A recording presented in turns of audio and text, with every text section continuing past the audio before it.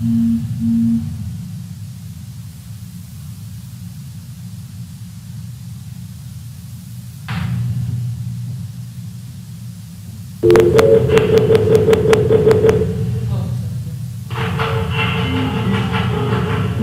to WebEx.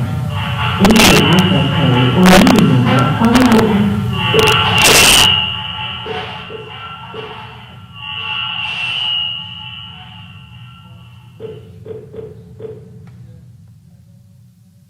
Enter your attendee ID number followed by pound.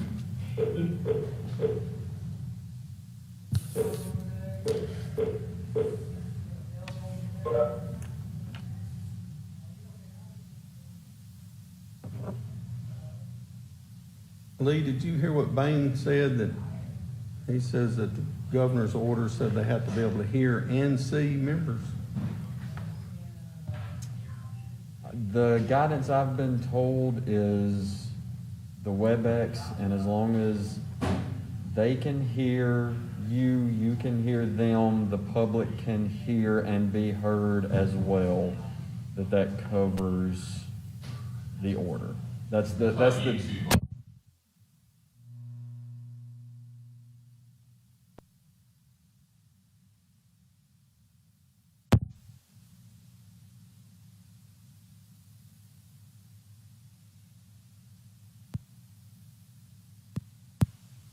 That's the guidance that I've been given by the legal department, so that's just how, I'm having to. Planning Commission. And they can see us by the YouTube, yes, and yes. What I'm saying is, I forgot my laptop. I had to log in at WebEx so I'll we talk can to see. you later about it, because I've got mine if you need it. Well, what I did in the past, I would log in and the other members could see me. Mm-hmm. What I did in the past, and I forgot to bring my iPad to do that. Like I said, I've got mine if you want to do that. Well, if you can get it up, and we just set it right up here is what I used to do. And then everybody that was on the WebEx meeting could see me. I don't know. it's in your truck. No, I didn't. I left it on my desk. There's a problem in the mixer, so you guys are live right now on the audio. Okay. Okay.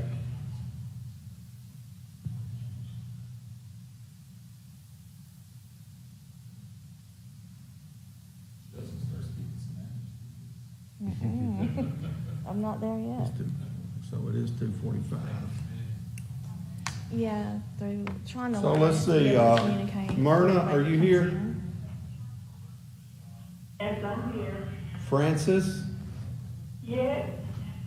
Joseph? Gary? Here. Gary's over there. Eddie? Yep, I'm here, Ken. Forrest? So who have I missed? Dan, we know Dan's not gonna be here, so let's lose 5 of us. Hunter's not Yeah, there. Hunter's not here. Hunter and Dan are not gonna be here. Joseph, you're not on there. Are you on there now? Yeah, I'm on here. I'm sorry, I had muted. Okay. Okay, we're gonna start here in just a minute. Lee's trying to get the WebEx up so y'all can see my beautiful face. I was wondering if anybody's gonna laugh about that. Well, it's just true, so what's so funny? We could put your face on there, Herman. And you got the bridge behind you, right? Not today.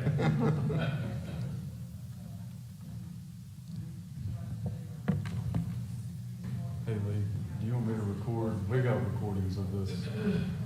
Yeah, we'll have and then Michelle records also. So we don't need to record this one.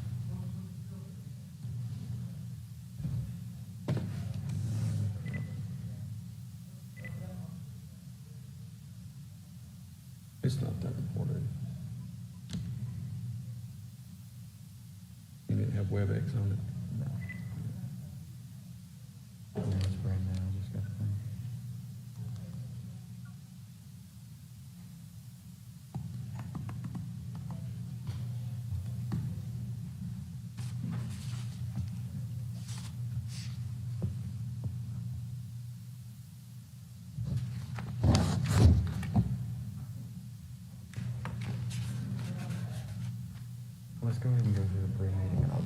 set up for the. Yeah, that's what, okay. Okay, we're gonna go ahead and get started. I'm gonna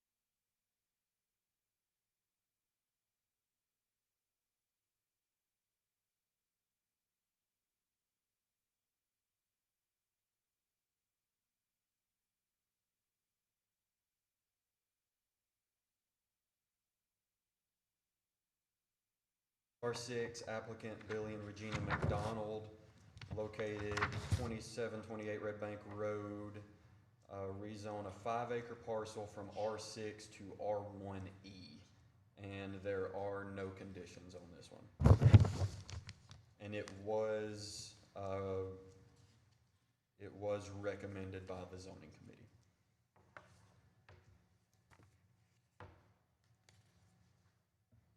okay. No questions on this one? All right, the next one, rezoning 137421, current zone R2, Pewright McAnally for Pool Properties LLC, located northwest of Arapahoe Trail. The request is to rezone an 18.05 acre parcel from R2 to R3. And the only condition on this is a copy of the deed. And the zoning committee did recommend this.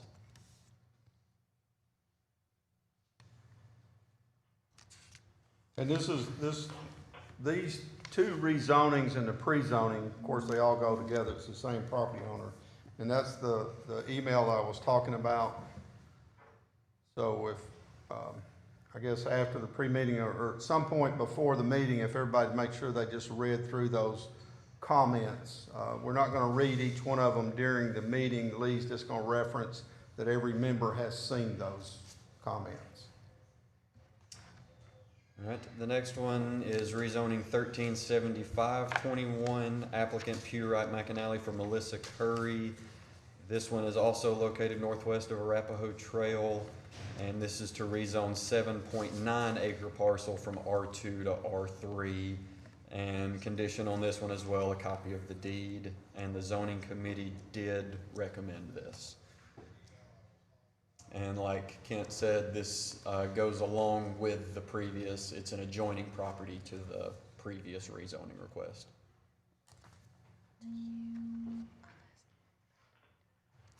All right, and then the next one is pre-zoning 137621.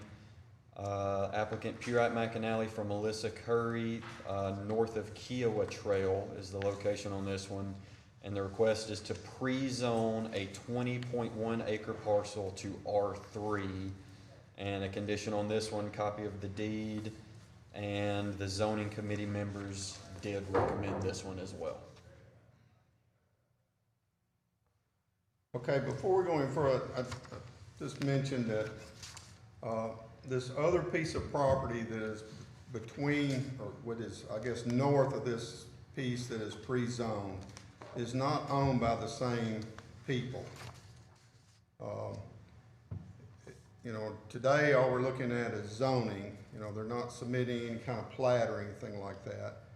But some of the questions that have come up has been about traffic, and what we would do in the plat phase, if we're submitted a plat, would be to request or require a road stub out that would eventually be able to connect to Ben Pool Road if that other parcel was ever developed, so that there'd be another access to this area. did we give Bain one of these? Bain probably wants to see one of these. You got Okay. one? Okay. We've got a copy for him. So on any of these zoning or pre-zoning, does anybody have any questions or comments?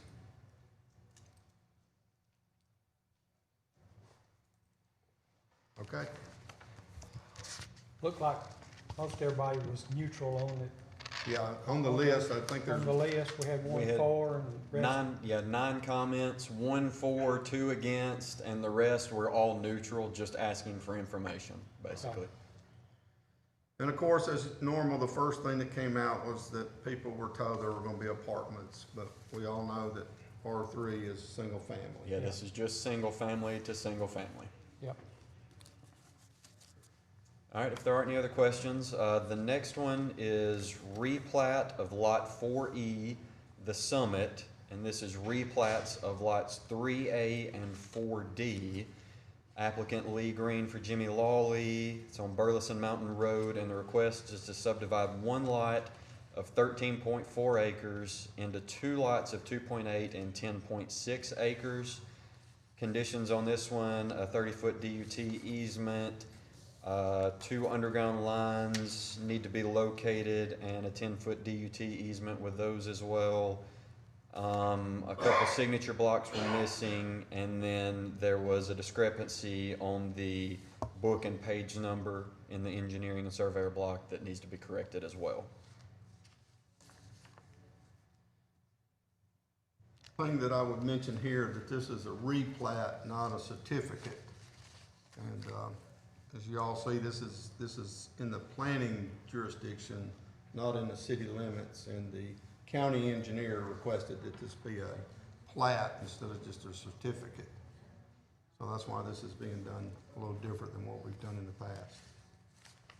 Although we have done it this way in the past too, just once or twice, not very often. All right, the next one is Windsor Place Subdivision Phase 2 Preliminary Plat. Applicant is Richard Humphrey for Timberland Partners. Location is west of McIntyre Lane and north of Wingate Way, and this is preliminary plat approval. Conditions on this one, recording fees, plat application fees, adjacent property owner letter fees. Engineering needs to approve this one as well as DU.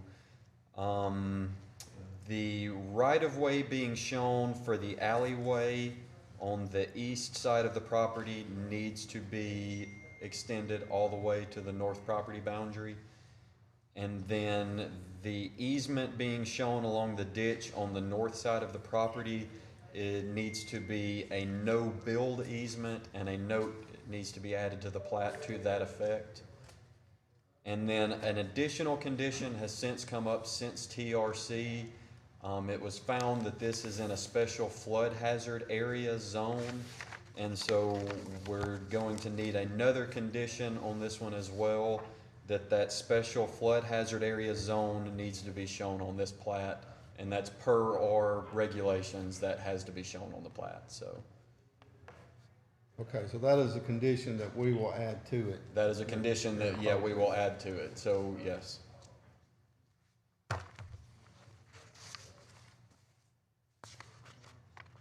Okay. Anybody got any questions on this one? Did he say flood zone? What did he say? Did they add it? That's right, Ms. Tate. There's part of this that's in a flood zone area, or flood hazard, right? Flood Not zone. hazard area. Flood hazard. So Okay. we do have an ordinance that, so that they're gonna have to denote that on the plat. So that's just a Okay. condition that'll be added. That's not on our request at this time. And if you look at the plat, there is a note to that effect on the plat, but the zone itself needs to be shown clearly on the plat. That's missing, so that's what needs to be added. So in other words, that plat has to mark out the lots that are in that hazard area. Yes. Okay.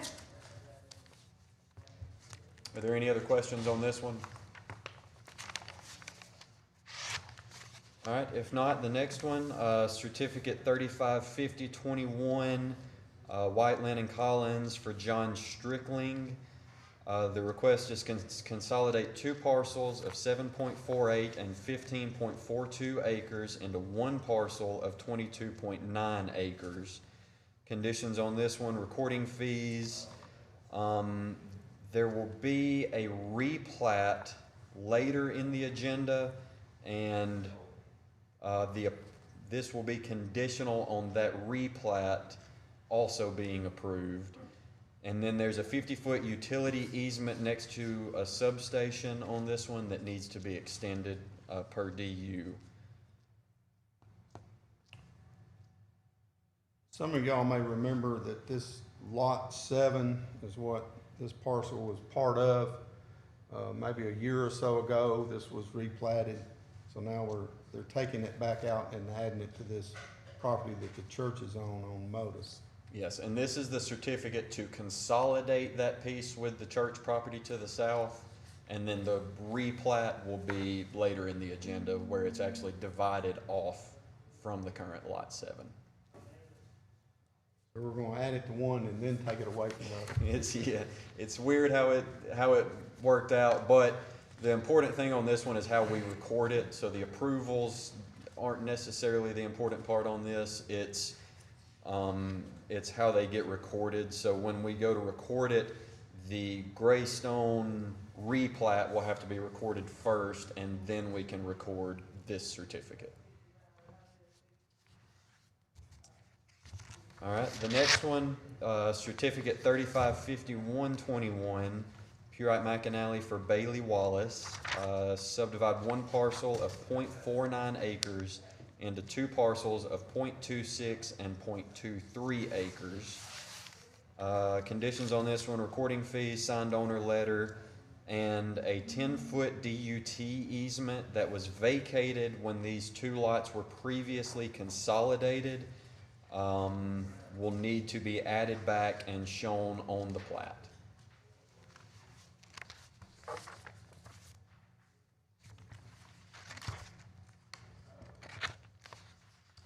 All right, the next one, certificate 355221, Purite McAnally for Justin Roberts. Subdivide one parcel of 0.31 acres into two parcels of 0.18 and 0.13 acres. Conditions on this one, recording fees, signed owner letter, a signed sealed survey with 3 state plane coordinates, and we have 2 vacations later on the agenda, vacations 536 and 537. If they are not approved, this certificate will need to be amended.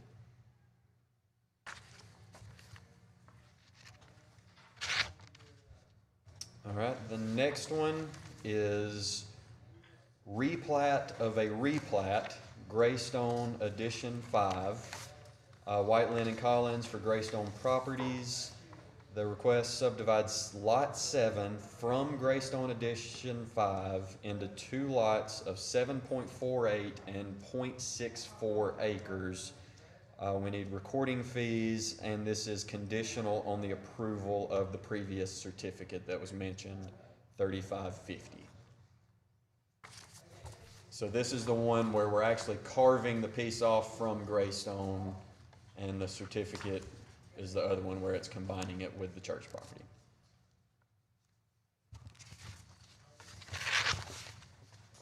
All right, the next one, Legacy Cove Phase 1 final plat, Purite McAnally for Land Services, and this is requesting approval of the final plat. We need recording fees, and this one is also per engineering approval.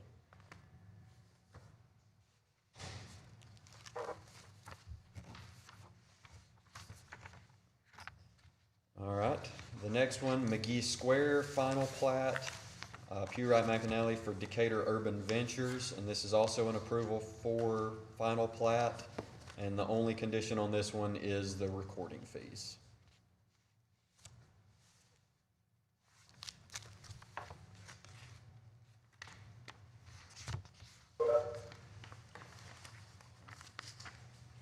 All right, the next one is Site Plan 61821. Applicant Purite McAnally for Francisco Hernandez, and this is a site plan approval for a new fitness center. And the conditions on this one, photometric plan is needed. The sidewalk needs to be continued along Sims Street and Fairgrounds Road, and internal sidewalks are needed to be provided as well. The drive connecting to Sims Street should align with the entrance drive across the street, which is the Fairgrounds property. The dumpster pad detail needs to be shown.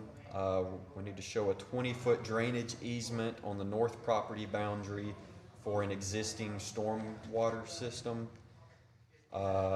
Needs engineering approval. The gas line on the property needs to be relocated. We will need a 10-foot easement along the north boundary line for an electric line. We will need a 20-foot easement for the sewer north from Sim Street to the first manhole that's shown on the plans. DU needs to see the sewer extension design drawings, and then also a grease interceptor is going to be required on the property as well.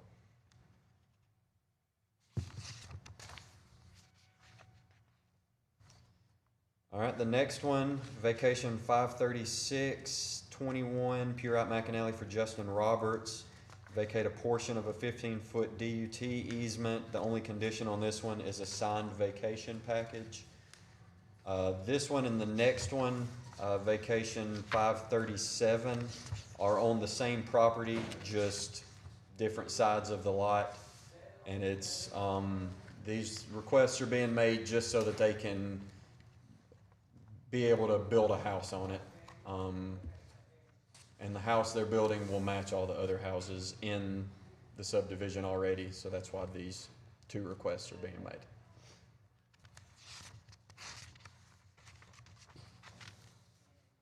And then the next one, vacation 53821, Purite McAnally for Justin Roberts. Vacation a portion of a 15-foot DUT easement. Condition on this one, signed vacation package. This one is across the street from the other two, and similarly just to be able to build a properly sized house on it. And then the final item, Annexation 36421, Windsor Place Phase 2. This is Timberland Partners, and the location is west of McIntyre Lane, north of Wingate Way. Annexation of 17.13 acres for Windsor Place Subdivision Phase 2. And there are no conditions on this one. This goes with the Windsor Place earlier in the agenda. Any questions or comments from anybody? What about on the minutes? Does anybody have any corrections they want to bring up at this time for last month's minutes?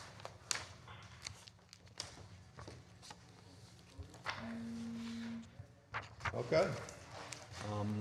Yeah, go ahead. All right, one more thing that needs to be addressed. So earlier this year, the state legislature passed an act that was signed into law by the governor, and it became effective July 27th, 2021. The act allowed that if a county had adopted subdivision regulations, then those regulations would supersede the city's jurisdiction in the planning jurisdiction. So, pending a receipt of a letter from the county commission, which we have received, and a copy was addressed and given to the planning commission chairman, and I'm going to be circulating copies to each member of the planning commission as well for you to all see it. We received the letter stating the county's intent that they take over the subdivision regulations in the planning jurisdiction. So what will happen now is we have a time frame to discontinue our services of providing those subdivision regulations out there. Now that we've gotten this letter, that time frame goes into effect. But what that time frame is for the city and the county to come up with a plan and set a date for when we are going to discontinue those services. So the important thing on this right now is, as of now, all subdivisions of property in the planning jurisdiction still need to come through the city because we still enforce those regulations. At a point sometime in the future, which has not been determined yet, those will be going away and that responsibility will fall to the county. And as soon as we can do a little more internally to determine what needs to be done as far as our subdivision regulations and our processes, and whenever we can have a meeting with the county leadership to determine when that date is going to be, then we will inform the public of when those services will change hands. But as of now, nothing is changing, and we will let everyone know when that will be changing. Comments I would make on that, first off, Lee has informed me on this even before we got the letter, and Lee is very versed in this and understands what the city's role is and what the city has to make changes to. Just for people on the commission to sort of understand, the replat at the Summit, which is up on Burleson Mountain, that is one we wouldn't do under the new regulations. And then the Windsor Place subdivision hasn't been annexed yet. So those two properties, where we would, a lot of times where we do certificates to subdivide in the planning jurisdiction, we wouldn't have those anymore. And the same thing with this subdivision, we would not have authority over that subdivision Until it's annexed. Yes. Now, we do feel pretty confident that the county will have close to the same standards that we have as a city on these subdivisions. Of course, we wouldn't have to annex something that didn't meet what our requirements are. But it's just basically a little less that we will do and the county will take over of, those things. Does anybody have any questions on that, or? I guess everybody sort of feels like they understand it. Well, and there were a lot of other parts to that act that were passed as well, but this is the only part that directly affects this body, is just the subdivision regulations will be going away, and that will be handled by the county once we determine what that date is going to be. This is Myrna. I have a question regarding that. Okay, go ahead, Myrna. Does the county have a planning commission, or would it just be decided by the county commissioner? It would be, most of those items would be handled by the county commission. Okay, thank you. And they do have an engineer, and they do have subdivision regs, just like we do. They do, yes, they do have adopted subdivision regulations. That's why they are getting this responsibility, is because they have already adopted, and they've had them for some years. So they already enforce their own subdivision regulations outside of any PJs. This is just, they'll be stepping in to fill the role for the planning jurisdictions now. So basically, as far as to the property owner, they're not gonna see much change. It's just gonna be handled by the county versus the city. It'll just be who they come to instead of, it'll be more just that they'll be directed to the county now instead of to us. But, and like Lee said earlier, it'll be a few months before this process changes until we get everything rewritten in our ordinance, or our regs, I mean. Per the law, we have 24 months from receipt of this letter, and we don't imagine that we would take that full 24 months, but the law did give us a generous amount of time to work with the county and set a date that works for everybody. Okay, we've got about 15 minutes. So we can go take a break or whatever. We'll be back in 15 minutes. Whatever, we'll be back in 15 minutes. Biggest change in that, they just made the fees in the county for And the fees are negligible most of the time, it's just recording fees, it's not like it's. Is there any other things that have changed? Does it eliminate police or something? Hello. Hi there, we're here for the 3:30 meeting. Yes, ma'am. Do you have a sign?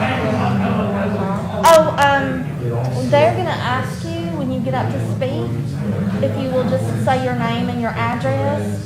Okay. Everything's recorded, so we go back and, Okay, so it's not like when we go upstairs and do the finance stuff, and we have to sign in? no ma'am, Okay. no ma'am, they haven't done that yet. Yet, but I'll have everything, yeah, I'll have everything recorded. Okay, thank you. You're welcome, no problem. The flooding, flood, special flood zone, they have to.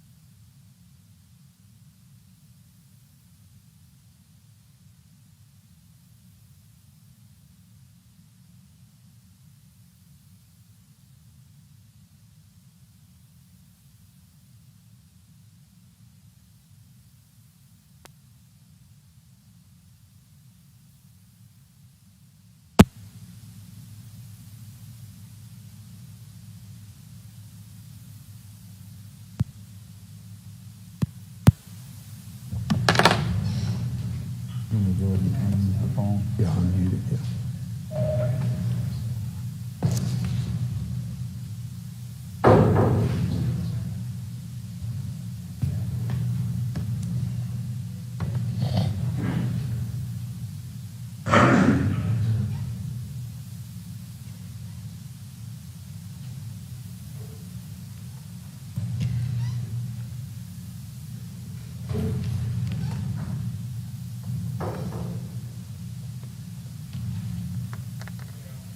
Okay. This being the time and place for the regular scheduled meeting of the City of Decatur Planning Commission, I'd like to call us to order. Please call the roll. Lawrence, Here. Borden, Here. Tate, Pepper, Wynn, Temple, Burris, Culpepper, Pike. Okay, we do have a quorum. The conduct of this meeting will be subject to restrictions implemented to comply with social separation requirements during the current crisis. We are considering items that have been recommended to be essential by the Technical Review Committee, a subcommittee of the Planning Commission. So I would like to make a motion at this time that all cases are deemed essential for the order of the city. I approve that. Okay, you Or next. make a motion. You make the motion. I make the motion, you I'll second? second it. Okay, second by Mr. Borden. All in favor state aye. Aye. Any opposed? Okay, so that passes. Okay, are there any corrections or additions to the minutes from last month's meeting? If not, do we have a motion and a second to accept the presented minutes? Motion to approve. Okay, motion by Mr. Borden, second by Ms. Tate. All in favor state aye. Aye. Any opposed? Okay, the minutes are approved from last month. Okay, I'd like to take a moment to introduce the Planning Commission members and to give a brief description on what we do and how this meeting is conducted. The commission has 9 members. 8 of us are volunteers appointed by the mayor for a 6-year term. We also have 1 member from the city council. My name is Kent Lawrence. Gary Borden is our vice chairman.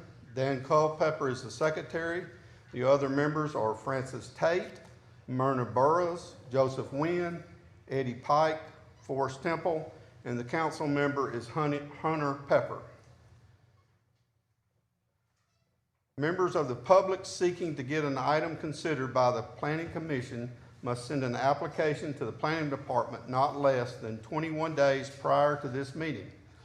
Unless otherwise specified, all applications for development approvals are the result of submittals by a private citizen seeking some change to their own property. In making our decision, a primary tool used by the Planning Commission is the One Decatur Comprehensive Plan. This is a general community plan for the city of Decatur and was adopted through a public process to formalize a vision for the future of the community that represents the interest and will of the Decatur residents. In many of these cases, the Planning Commission does not have the final say. Zoning, annexations, vacations, sidewalk cafe license, and resolutions all require an additional approval by the city council before they become official. In these cases, the role of the Planning Commission is to advise the city council. So first off, we have some old business to deal with. This is extraterritorial certificate 3541-21, and the applicant has requested that this item be tabled until next month. Okay, do we have a motion to table this request? I'll make a motion, Chairman. Okay, motion by Mr. Borden. Do we have a second?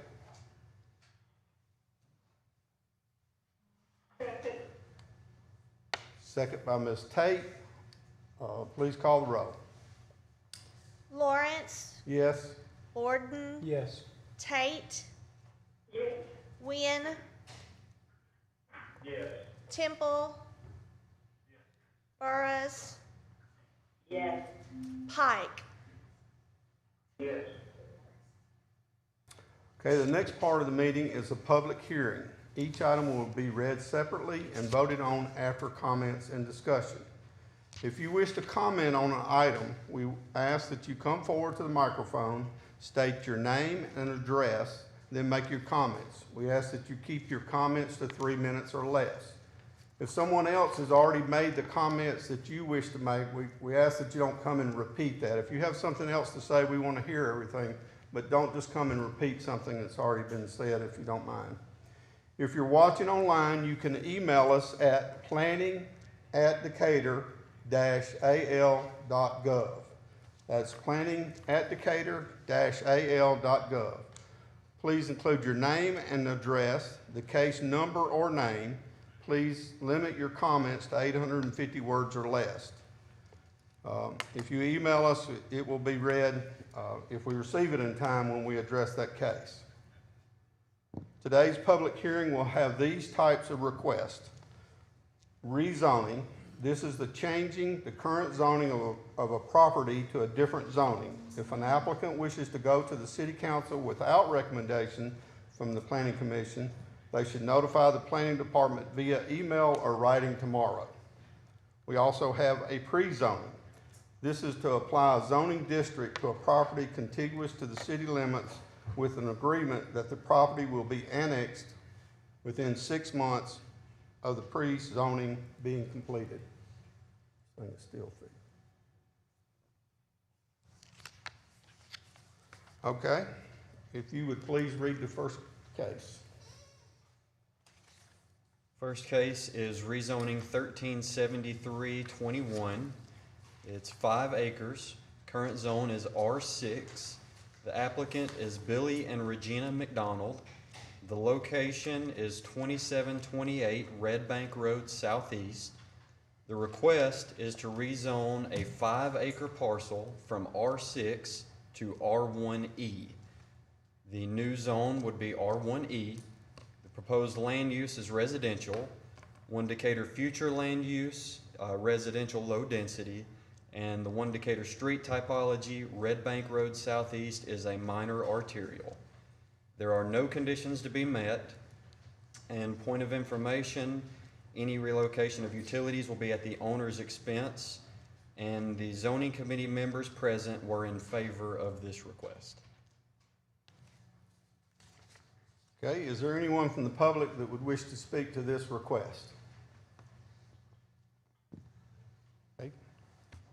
Yes, sir. Come forward, Mr. Kosho.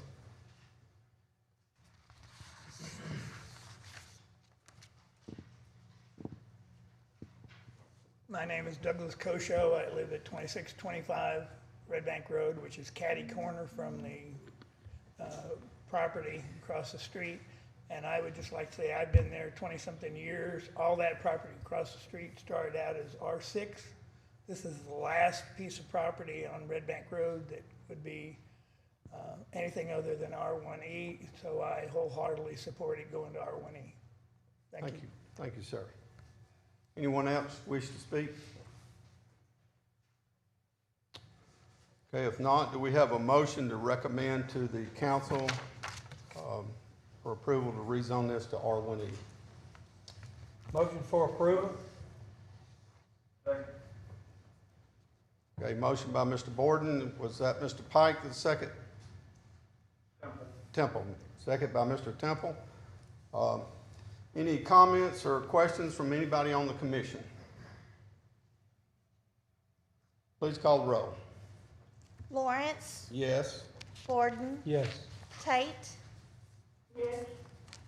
Wynn, Temple. I'm sorry, I said Wynn, Yes. Yes.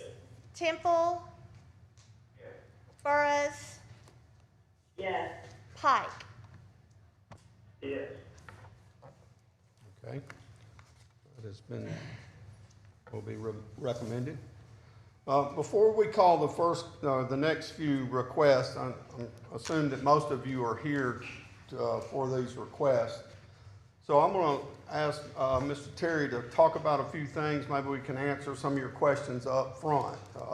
Not to say that you still get an opportunity to come ask questions or make your comments afterwards, but we just felt like it would help if we let Mr. Terry explain some of the things from a planning perspective.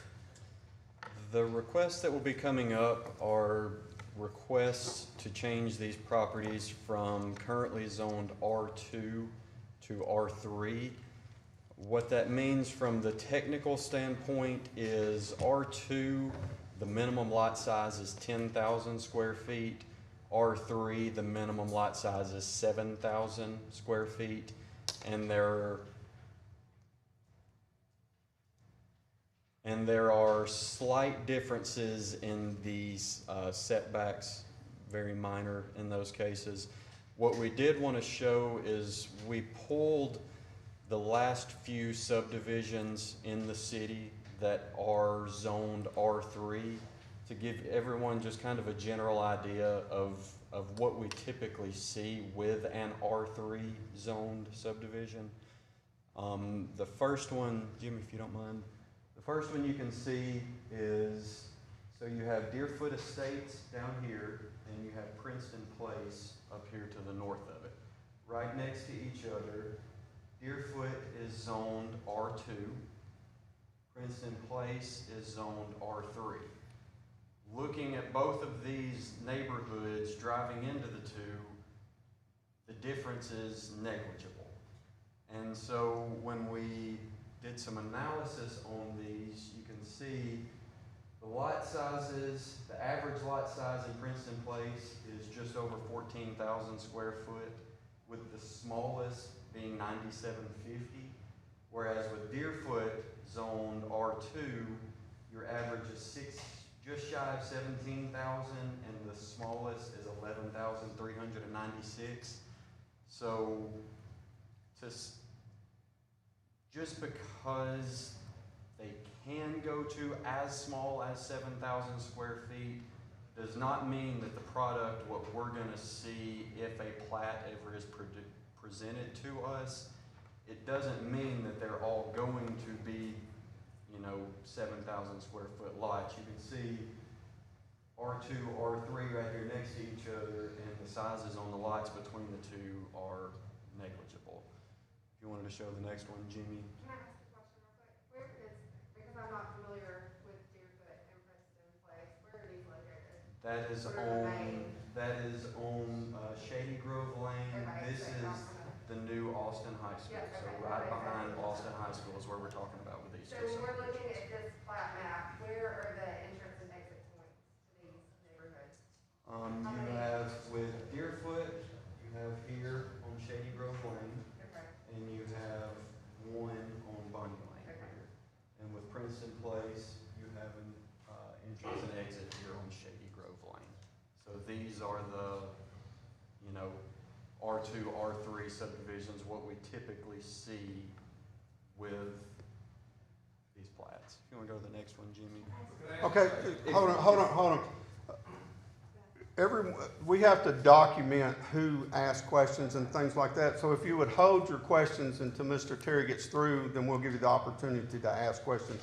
And we want to hear your questions, we want to answer your questions. We just sort of keep it in this organization so that we can record those things. And we just wanted to give you a little bit of context with what, the difference between the R2 and the R3 is, to hopefully, answer some of your questions beforehand. But we definitely do, want you to come make your comments and ask any questions that you might have as well. Since it's about this specific place that you just showed, can I ask a question? Ma'am, if you'll just hold those, I don't want to be rude, but after he makes his presentation, then you'll get the opportunity We to just ask have a your couple questions. we want to show you, and then if you have any questions, when you come up to the mic, you can ask those questions, yes. So this is another one, Manor Park. This is on South Chapel Hill Road. This is a subdivision zoned R3. So Jimmy, if you want to go to the next one, you can see your minimum lot size again, just shy of 10,000 square feet. and your average lot size is 13,500 square feet. Typical what we're seeing with these R3s. The next one, Jimmy. And so this one is Windsor Place. This is the first phase of Windsor Place, and you have London Place. Again, a situation where you have an R2 subdivision and an R3 subdivision. On this one, you can see the lot sizes are almost identical on these two subdivisions here. Can you flip back to the first one? Okay, yes ma'am. We can go back to any of those you want to. Once you make your comments, you can ask any questions on these you would like. And so we wanted to just kind of show that the difference between the R2 and the R3 is very minor, and looking at the subdivisions, driving through them, you don't really notice too much of a difference.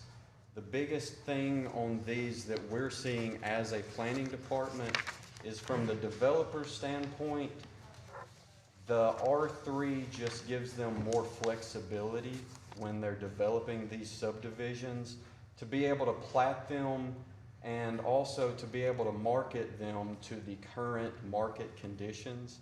So the biggest thing that we're getting for these requests to go to R3 is it gives the developers a lot more flexibility when they're laying these new subdivisions out.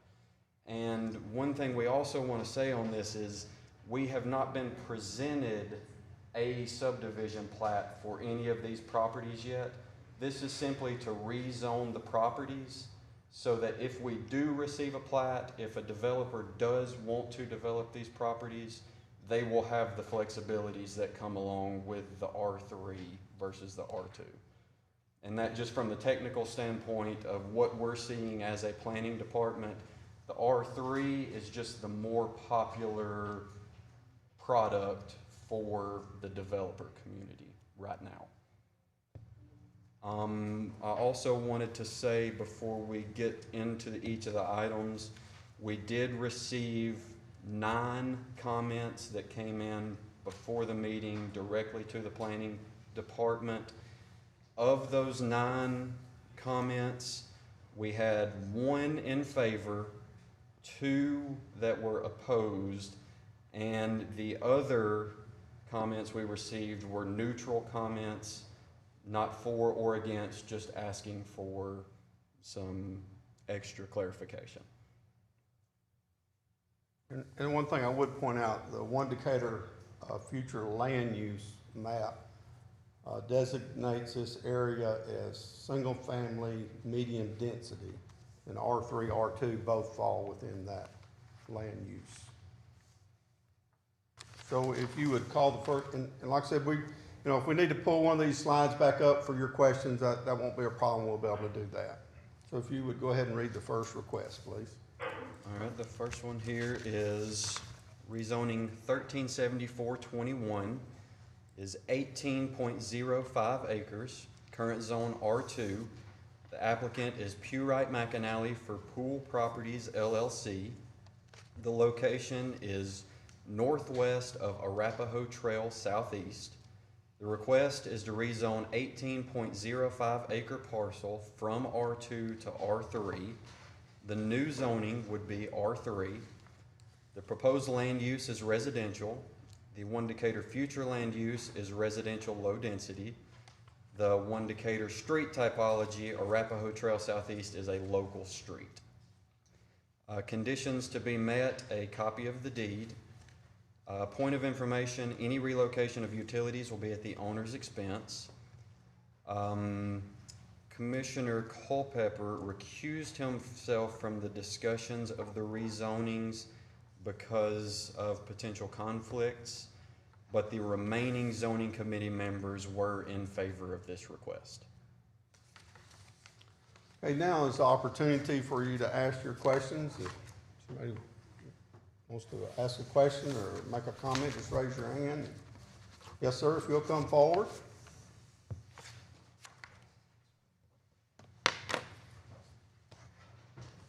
Like I said, state your name and address, please, sir. I'm Jim Waldrop. I live at 4407 Kiowa. I'm part of the Foxwood subdivision that are amply represented at this meeting. We appreciate the information to tell us the real difference between R2 and R3. And it's good for us to see the maps that show they're almost the same size. We're concerned with, what if he just wants to make them a 7,000 square foot footprint? Now, and I know he hasn't presented the plats for his development, and probably he would never do that. But if he did, would it be approved? Yes, sir, it would. So we could have some, what we have now with our current R2, R3 and Foxwood, where we've got 5,000 square foot homes, we could have 2,000 square foot homes on a 7,000 footprint. If it is rezoned to R2, I mean R3, that could happen, yes, sir. How long does it normally take for you to receive that planning document from the developers? There's really not a norm. I mean, it could be weeks or it could be years, really. Okay. In his planning document, I'm new to this, obviously, by my questions. In his planning document, does he address ingress and egress from his subdivision? In the plat, that would be, that when we approve a plat, those things are addressed at that time. And we do have requirements on those as well. Okay. Okay. But we don't have a plat today. No, I understand, sir. I understand. Yeah. Thank you. Right. But when you do get that plat, you're gonna have another meeting like this? Exactly like this. Actually, later in the meeting today, we have one of those plats. Not for okay. this property, but for another subdivision. Okay. Okay. Thank you for your information. I appreciate it. Yes, sir. Yes, ma'am.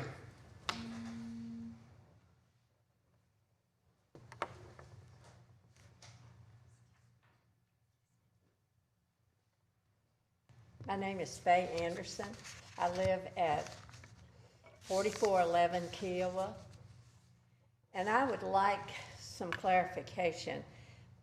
If I understood the presentation earlier, no one has asked for this rezoning. Is that correct? No, the property owner has asked for the rezoning. Okay, I needed to clarify that. The other thing I would like to ask you is, do you have any guidelines or regulations that dictate how many homes are appropriate for a single egress?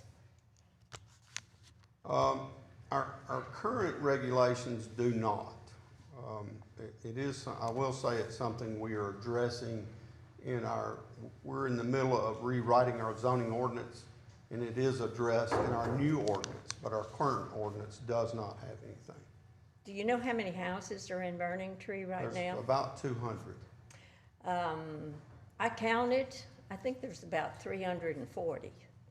Okay. 344. If this rezoning occurs, then we could potentially see the developer adding not just maybe 100 more homes, but 120, 130, 150, and they all have to go out one way. We're called the biggest cul-de-sac in Alabama, and this would make it even bigger. And my concern, very much so, is safety. I'm in the back on Kiowa Trail, and it would be a whole lot of traffic I'd have to fight if we had an emergency. And I would encourage the city council, or the planning commission first, but encourage you to think carefully about changing the zoning as the first step. Don't rezone it and then wait for the plat. Thank you. Yes, ma'am. Yes, sir.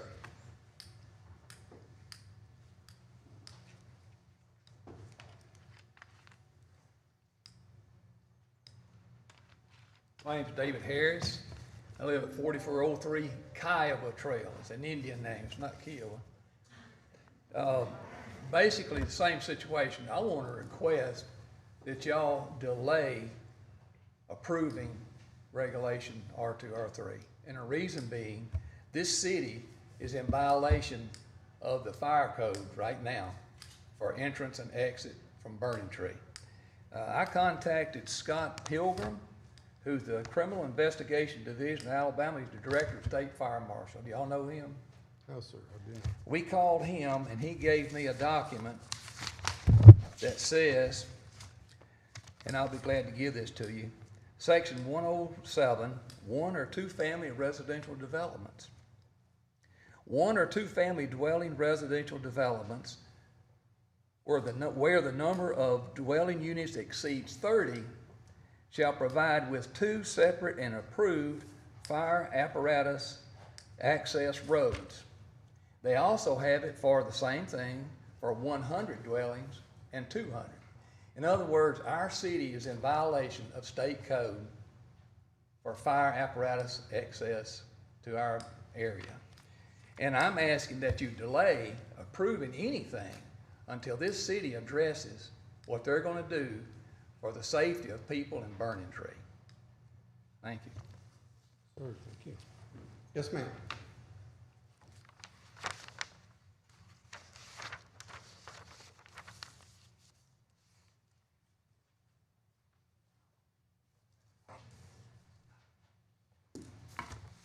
My name is Sandra Lowry, and I live at 2303 Arapahoe, down the street from that. I have a couple of question-answer type things.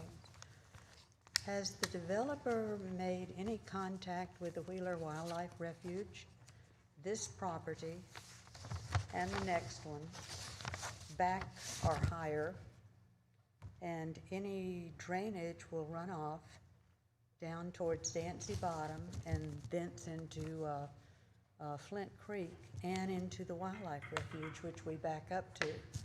So I would be interested in knowing if they have gotten in touch with I believe there is an Alabama EPA, although of course the Wildlife Refuge is federal, I believe. But if the developer, which you said is Pool Properties, y'all might recommend that they get in touch with the Wildlife Refuge to see how their developing would affect the refuge itself. And this area, well actually more the second one, is really a habitat for the sandhill cranes that visit Decatur in the thousands, and the whooping cranes that we only get a few of. If you happen to live in our neighborhood, you go out in your backyard and you watch them fly over and you listen to them just down the street. So I would hope that the developer takes that into consideration when they start scraping off the dirt and cutting down the trees, which they already have. Are y'all aware of that? No, ma'am, but the property owner has the right. It's their property. They can do that. Okay, so this is still pool property. It has not been sold to your knowledge. Right. The requester is Pool Properties LLC. Okay, thank you very much. We have nothing showing a development. All we have is asking for a zoning change. Okay, so is the sale of the property contingent upon the zoning, or do you know that? I don't know. Okay. We wouldn't be privy to that. Thank you very much. You're welcome.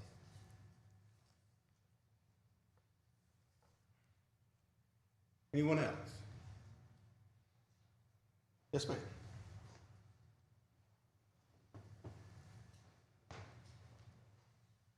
So my name is Tara Jones, and I live at 2213 Burning Tree Drive, which is very nearly right across the street from the entrance to this neighborhood.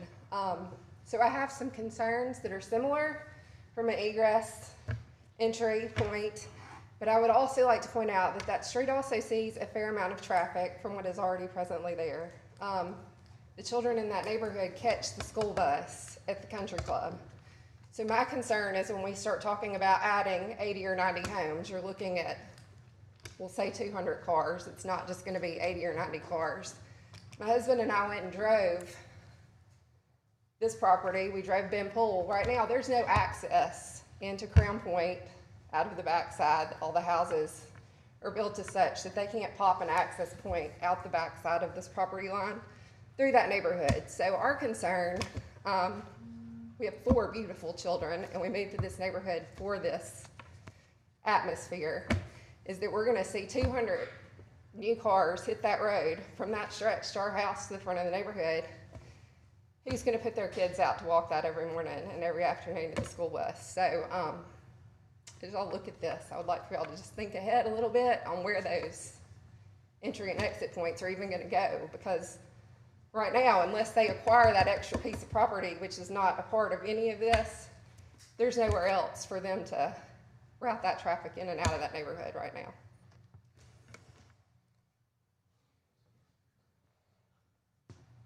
Anyone else? I just want to add to that right there, though. Okay. I'm not gonna have a question. There's no sidewalks in this. Yeah. Okay, well, the subdivision, first let me say again, all at this point is rezoning. For somebody to develop a subdivision, we have regulations, and one of those regulations are sidewalks, curbs and gutters. You know, a lot of this area in Burden Tree was actually built without curbs and gutters. But now all subdivisions require curbs and gutters, they require sidewalks. As far as drainage, those issues are addressed and engineered with a subdivision plat. So those things do happen, they're just not in this process. As far as the traffic, I would point out that, you know, if it stays R2 and they develop it, that would add additional traffic as well. Maybe not as much as R3 if they made them all small lots, but as Mr. Terry pointed out, that most everything that we've seen in the last few years, I think Deerfoot was the last R2 subdivision that was developed in Decatur, and we all know that it's been around for several years. I don't think we've had another R2. Everything we've done in the last 2 years is R3, R5, or R6. So that is the trend. And like I said earlier, our long-range plan does allow for this. You know, if they built all 7,000 square foot lots, yes, it would add more traffic than an R2 would at 10,000 square foot lots. But it's still relative. There's still gonna be, if they develop this, there is gonna be more traffic. I would tell you that we would probably require that they put a street stub heading north across that other piece of property. It wouldn't be a road there, but if a lot of you are familiar with Summerwind and how it has a street hub that goes into that cotton field now. You know, so we would require that at some point, if they develop that other piece of property that was on Ben Pool, that we would require that street go all the way through to Ben Pool. Now, we can't make them put a street on something they don't own, but we can require them to hub for a street that would go across that property. And that's something that has been mentioned already. But, you know, we can't guarantee anything. We can't guarantee that they won't be 7,000 square foot lots. Like we did point out, that's more the trend, that the lots are still 10 to 12,000 square feet, even though it's zoned R3. People just want less, they want to build the biggest house they can on the smallest lot. That's the trend nowadays. As far as property value, pretty much property value is square footage. So it doesn't affect that. It doesn't matter what size lot it is. Values run on the square footage of the house is pretty much what happens. So why would it not behoove the planning commission to wait until they see the plot before they rezone? Well, it's not a condition. The property owner has rights as well. You know, and you know, they have the right to request what zoning they want. They can sell it just like. Okay, I'll have to ask you to come forward and state your name and address. I'm not trying to be rude, just trying to sort of follow the rules. So I'm Cliff Ward, I live on Arapahoe, 2302. And the question would be, why not let them sell it like you're trying to sell it to us now? That it's the way we're headed in the city. Property owner can sell that just like you can sell it to us, right? I mean, so that would be,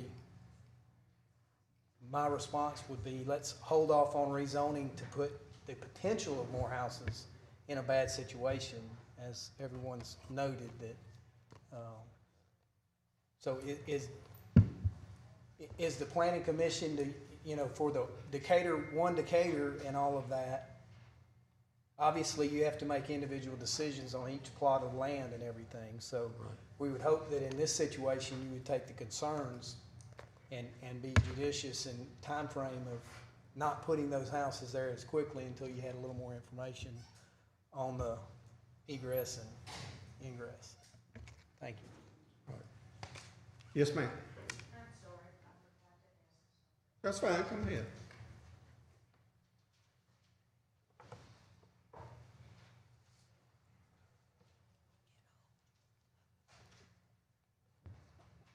Sandra Lowry, 2303 Arapahoe. The Foxwood subdivision has covenants written by Buster and Patsy Poole, and the covenants are in effect for a goodly number of more years. So this property, which backs up to the Foxwood subdivision, what's it gonna be? Is it going to be Foxwood? It can't be Foxwood unless it follows the covenants. No, is that correct? That's correct. It'll be a separate subdivision. Okay. If they present something, at this point, all they're doing is asking to rezone. But they can't get to that property or the other, and I'm not sure if I understand why it's in two pieces. They can't get to that property without going into Foxwood.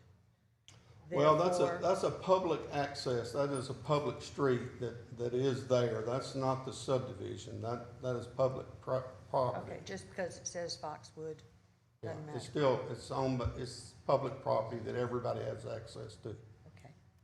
Right. But if they are going to call it Foxwood, it has to follow the covenants. Well, it'd have to be replatted as part of Foxwood. And if it does, you know, it probably would have to follow that covenant. But at this time, we don't know. It may be an addition to Foxwood, or it may be a whole separate subdivision. We haven't been presented with anything. Neither have we. And as far as covenants, the city has no authority with covenants. Covenants are an agreement between landowners. This city government has nothing to do with covenants. You know, we can't enforce them. We don't. I mean, we recognize them, but that's an agreement between landowners in a subdivision. Okay, thank you. You're welcome. Yes, ma'am.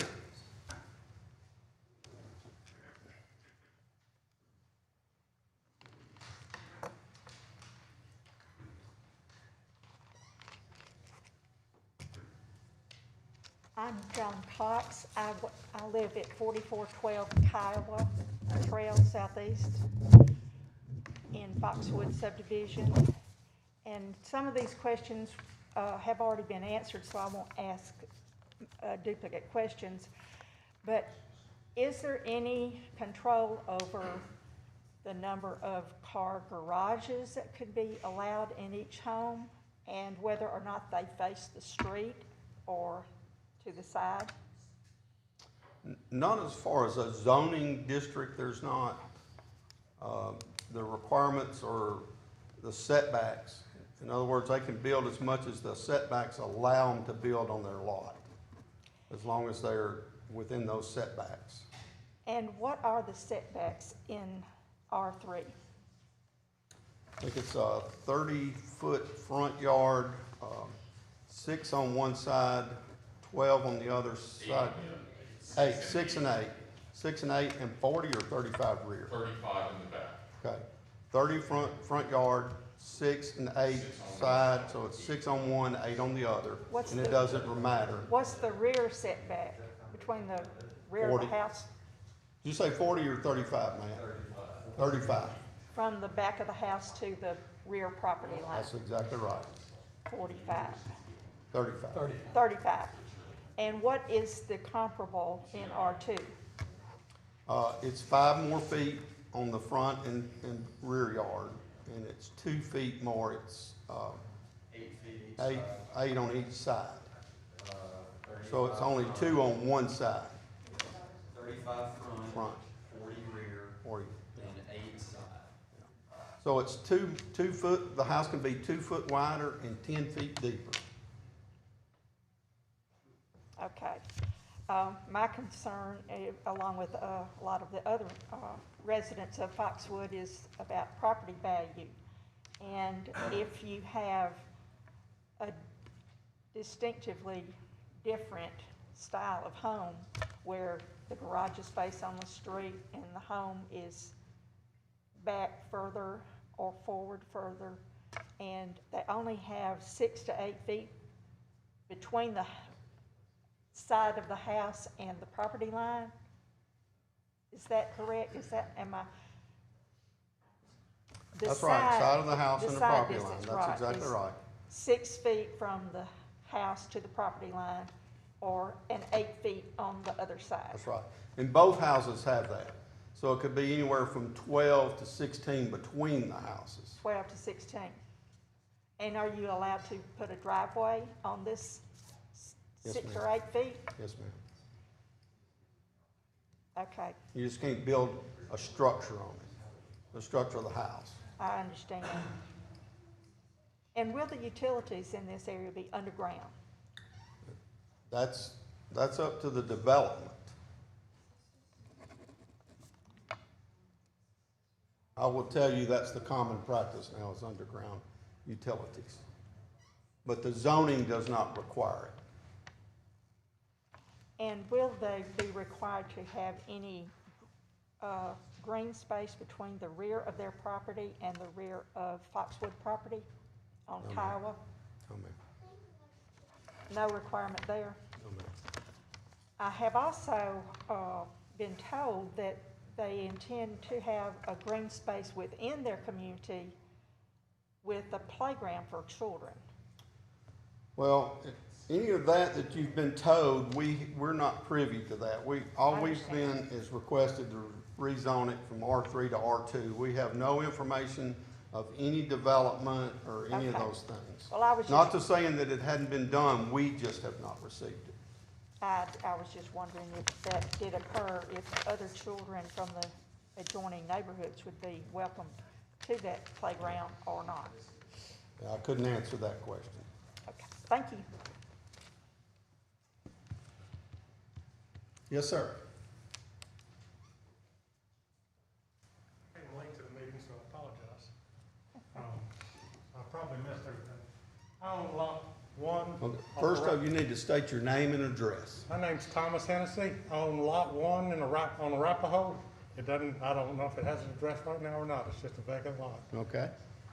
Got a couple of quick questions. I know currently we're basically at 2 houses per acre in that subdivision. R3, runs up to about 5 houses per acre? Well, it's going to be as minimum of 7,000, so yes, sir. And currently, did I understand you right, we have no plan of any kind? That's correct. Okay.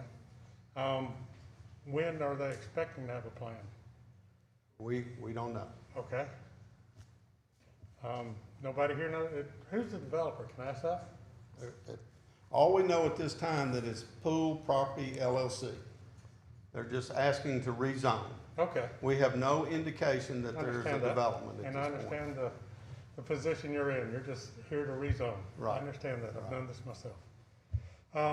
Okay, that's what I was curious to know, if we had any kind of plan, when the plan was gonna come out if we didn't, and if they already looked at the traffic or anything, any indication like that, but I understand all you're doing is zoning, so I'll stop there.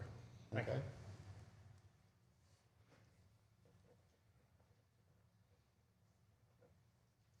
Anyone else? Yes, ma'am.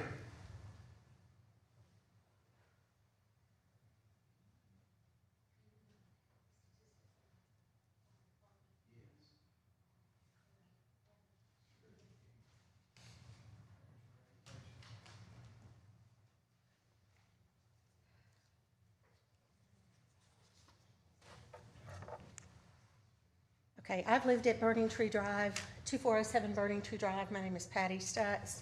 I probably taught some of you, I don't know, at Decatur High, did I? Yeah. It's too much traffic on Burning Tree Drive, and these statistics about the fire thing, I suggest you do something about this first. If it's in violation of state law, I can't figure out how all those houses went in at the far end of Burning Tree Drive. I don't know the years, but they're all off of Arrowhead.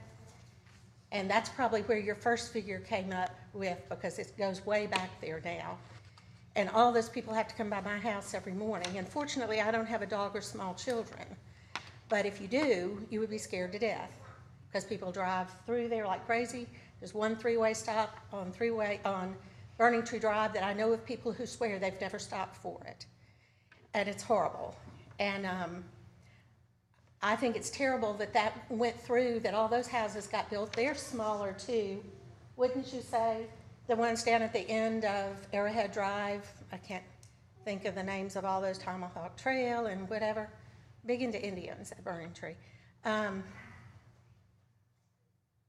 But if that's the case and those numbers got that big, and we are in fact the largest cul-de-sac in Alabama, something has to be done about that. And I think you should deal with that first, because you're already in violation. I don't mean you, but somebody is. And I don't know if that's a city council matter, not you, is that right? I mean, if we want, does somebody have to sue somebody for this to be fixed, or what? It's a city issue. Yeah, it's a city issue. That would have to be something the city would take up, yes. I definitely think that you should not do anything with this now, because I think it's being very short-sighted, knowing there is a policy, I guess it's not a law, it's a, what is it, I don't even, anyway, whatever it is, it's code, and it's violated, and that's bad. Thank you, appreciate it.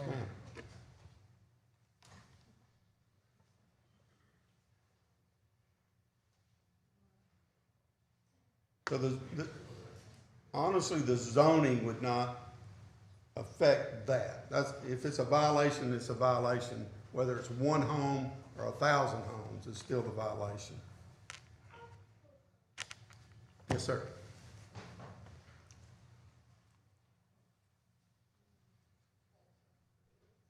Blake McAnally, Pewright McAnally, 310 8th Avenue Northeast. We represent the property owner who has brought the petition to be able to rezone the property. Mr. Al Poole was a client of mine. His wife Patricia, they're both deceased at this point, and so their daughter, Melissa Curry, is who we are representing here today. And I would just say that I think it was early 2006, 2007, before the financial crisis, that Mr. Poole began this development. And if I may, there is a stub street going to this property north that is in the county, not currently in the city. There's a stub street that's coming on to the property that you're considering at the moment, actually 3 places, here, going north, and going west.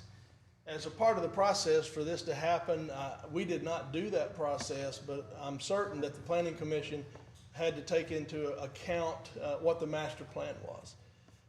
Evidence of the master plan exists today with the circulation for the roadways and all that was there.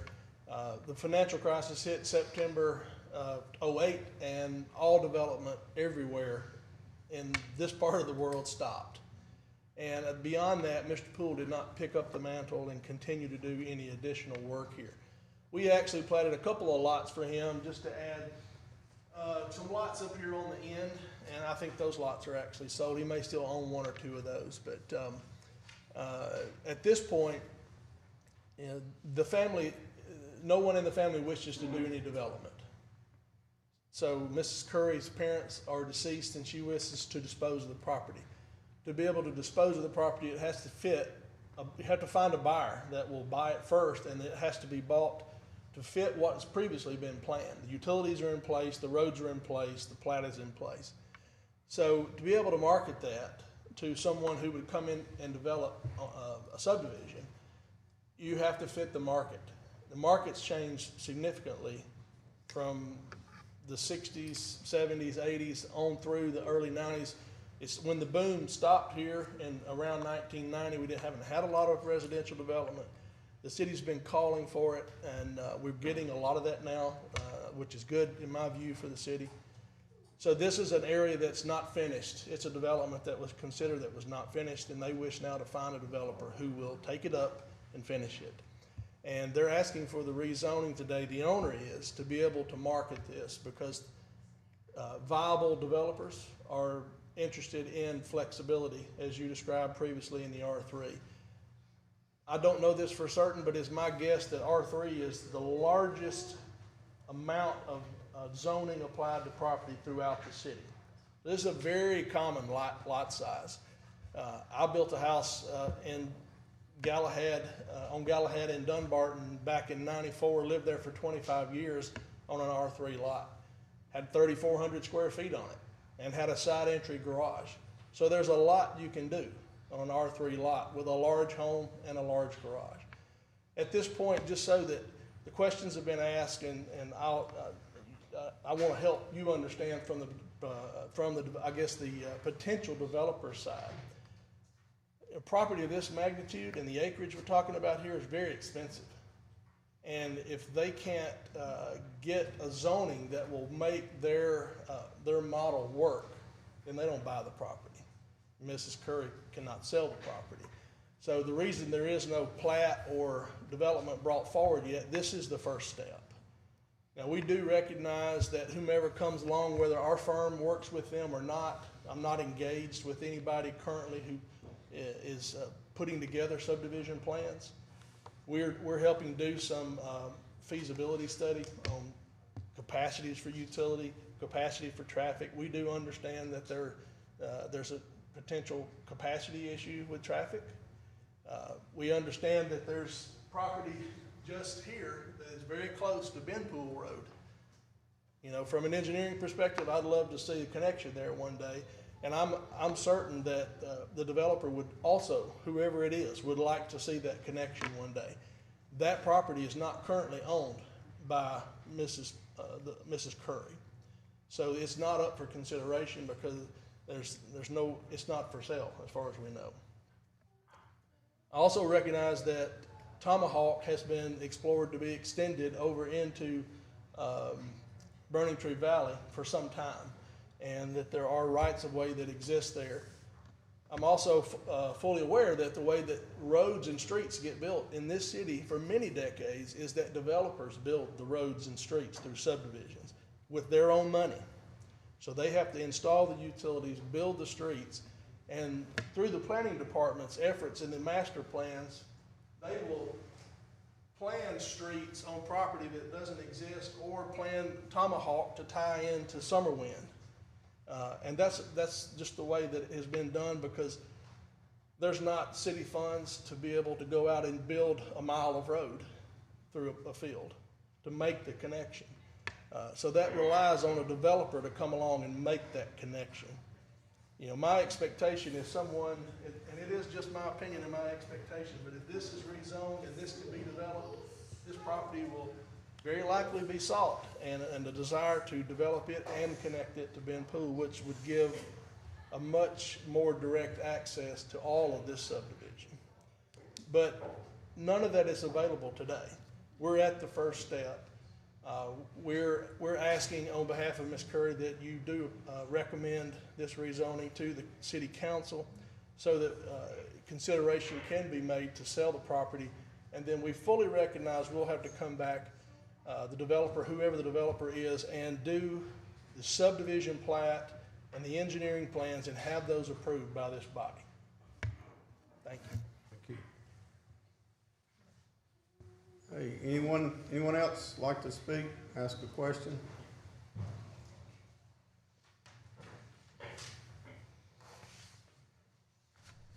So my name is Chris Ferris. I live at 2304 Burning Tree Drive. So ultimately, in the end, this is probably going to get approved. Instead of being proactive, we need to be reactive to the situation, right? Usually, everything happens, and we start going after, saying, hey, we got to fix this, we got to fix this. Ultimately, in the end, we have to, as a community, engage our city council now to get that safety concern that you said, sir, earlier, to handle it now, right? If a tornado comes through our community, the very end of Burning Tree Drive to get on Indian Hills, every one of us is screwed. Anybody who's behind that line, who is getting that tornado, and they need medical services, we are screwed at that point, okay? We need to take care of the situation now, not wait for it to happen. Because this is gonna happen regardless. It might not happen 5 years from now, it may not happen 10 years from now, but this is going to happen. Decatur is growing. It grew over 4% in what, last 10 years? You'll see that growth continue to grow, especially with the organizations and the companies coming in, Huntsville, Toyota, Mazda, and so forth. This is a good opportunity for Decatur to grow. So I'm not in disagreement with this situation, but we do need to be proactive at this very moment and start getting after our community leaders, our city council, and says this issue, that issue right there, needs to be fixed and needs to be fixed now. And if not, then I'm pretty sure we have some bright minds in this room right now that can figure out a way to handle it with the lawsuit with the city and get them to resolve it then. Because I guarantee that's going to push them towards that option. Now, I'm pretty sure some of you guys have a lot more time in your hands than I do. I'm still in my middle ages and I'm still trying to work every single day. But I'm pretty sure there's some of you guys in this room right now that has a lot more time to adjust the situation, right? So please, I'm asking you guys to hit the streets, get to each door, get something to sign, so we can get to our city council and say this is the moment in which this needs to happen, or else we're going to have a bigger issue down the line. And it may be an opportunity to say if this is not done, then we'll start looking for new leadership in our community. That's it.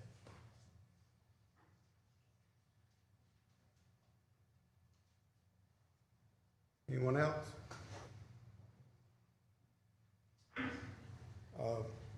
Mr. Marks, are you on the line?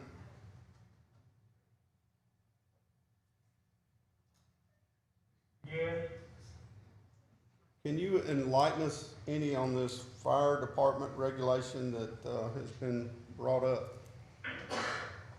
I'm not aware of that. That's a fire department. I would have to check with them. I'm not aware of what's being described.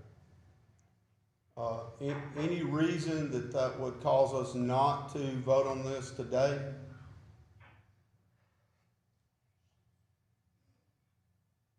Well, this is a rezoning, it's not gonna add an additional house, to this, I don't view any reason why that would impact, what you certainly need to take that into consideration, but it doesn't, provide an additional house, or any house, really. It just changes, zoning. So that would be addressed with site plan then, is what you're saying, right? We appreciate that being shared, but I'm not aware of Okay. Gets to that point, Chairman, they could go build R2s today if they wanted to, because that's what it's zoned, so. Right. It would add load onto the subdivision. Right. So, and that's what I said, if it's in violation, it doesn't. Yeah. It's already in violation. For those that don't know, Mr. Marks is the city attorney that I was asking that question of.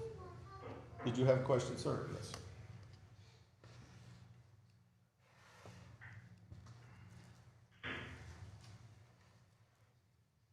So my name's Will Jones. I'm also at 2213, kind of along the lines of what Mr. Harris was saying there. Just to kind of nutshell this for everybody so that we understand and can share this with our neighborhood and our community, our concerns, because I think he's probably right. I don't think we have much of a leg to stand on the zoning because, as they mentioned, they can develop all the property however they want to as R2s. I would be interested in knowing the difference in the number of home sites you could put on that piece of property at 10,000 square feet in the R2 versus R3, because that is that many more potential homes. I know we were comparing R2 and R3 neighborhoods and seeing that plats are the same, but I'm assuming this could be patio homes in R3. No, it has to be single residences. Okay, so that was one question that we had. So that's that's a win. And I say that as a number of places, not as a thing, because there's some patio homes on Indian Hills that are fantastic, and I don't think, I'm not too concerned about that, but the safety issues and whatnot that we presented, we're talking about a bunch more traffic, and it is a point in my life where I've got a bunch of kids riding bikes in the road and playing and chasing baseballs or softballs, or gentleman who recused himself, he's got 4 kids, almost the exact same age as my 4, and we're back and forth across the road all the time, and already concerned about traffic. And so I think the unknown is what the people here are concerned about, is all of this unknown. And this gentleman who mentioned the fire safety issues on Kiowa, would love to know some more information before everybody's like, yeah, let's gung-ho go forward on this. Your client, sir, at the end of the day is trying to make a buck.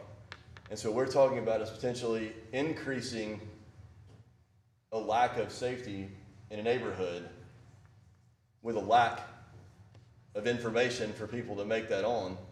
And this vote is going to do nothing but potentially accelerate that, and people still not have any answers. And so the question, or the request to slow this down until there's more information, that seems the most logical thing here. Again, it may not matter. It may be a foregone conclusion already, but I believe that request to slow this down just a little bit to figure out what a buyer wants to do with this would be a pretty fantastic win, and not to hold up, property owner or developer. May I ask the relationship between Curry and Poole? I think he explained it was daughter. She's the only surviving soul. So it is the same. Yes. It is the same. It's there. Okay. So Poole, Curry. got it. And so I think that just a slowing down and getting some more information would be a pretty big win, before we just jump into developer cares. I believe that a developer cares. The developer cares only to the point that they're able to make money. That's their business. I get that. But some more information for the people who are going to be greatly affected by this, the children who are going to be affected, not just mine, the others in the neighborhood who are walking up there. I don't see how the sidewalks could happen in the existing Burning Tree Drive. The city may have a way to do that, but I would think that all of the neighborhood would freak out about running a sidewalk through their front yards, because there's a bunch of people that don't have kids, and that isn't a concern of theirs. And so we talk about some of this stuff, but I would love to see some solutions for the concerns before we say, woo, let's roll on and do this. And that's it, is just slow down a little bit to get some more information. I think would be a pretty big win. Thank you, sir. Anyone else? Hey, as I stated in the beginning,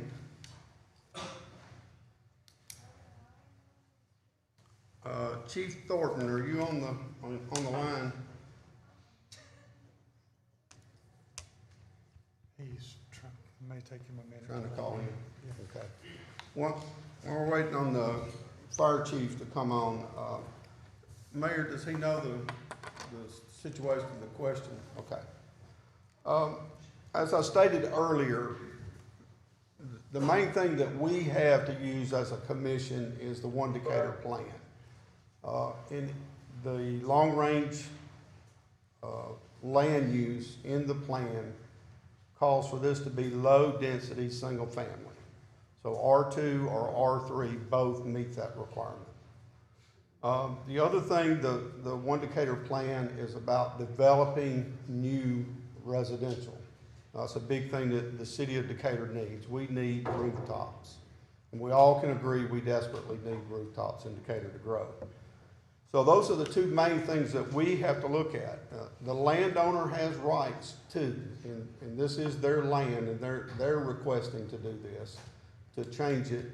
And at this point, if we go with the plan would say to vote to change this to R3, because that's what the plan says, that's what the landowner is asking for. We do agree with a lot of your concerns, and those kind of things do get addressed in a subdivision plat.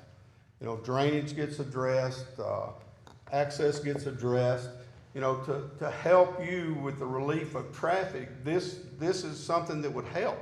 If this developed out all the way to Bend Pool Road, that would be more access off of Burning Tree Drive. Same thing if Tomahawk develops to Summerwind. That creates where this is not a huge cul-de-sac.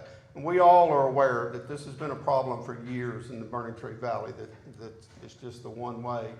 I mean, Burning Tree, not Burning Tree Valley. And that we need to connect some more roads to that. And like I said earlier, if somebody brings a subdivision to us, that's something we're going to look at. Is there a way that these roads can eventually connect to Bend Pool or something other than Burning Tree Drive? As far as a subdivision where it requires more than one entrance or exit, if we applied that to this new one, that would just mean they would have to have another street back to Burning Tree Drive, which really doesn't solve anything. So you mentioned the 3 stubs right now, but it doesn't change the traffic on Burning Tree Drive. That's right, but that's all the requirement because the requirement follows the subdivision. So it would require that subdivision to have 2 entrances and exits. It doesn't say what they got to connect to, so they could connect back to Burning Tree Drive. So that doesn't solve any problems. So the way to remedy the problem is access Bend Pool Road. And that's not going to happen without growth. The city doesn't just go put streets in. You know, as Mr. McAnally said, streets are built by the developers, not by the city. The city maintains the streets, but they're originally built and put in by developers. Pardon? We're willing to sacrifice the rest of the community. This is that organization to make sure that doesn't happen, right? So it has to be developer to be a risk to the community. That's where we're at right now, is what we're all saying. It's currently a risk for our community to have 1 entrance and 1 exit. Yeah. And that's where we're at. And we're just saying, it's okay. Wait till the developer comes in and then he'll get this up. That's right, and that's right. Until there's a development, That's a terrible way of saying it. It's a terrible way of saying it.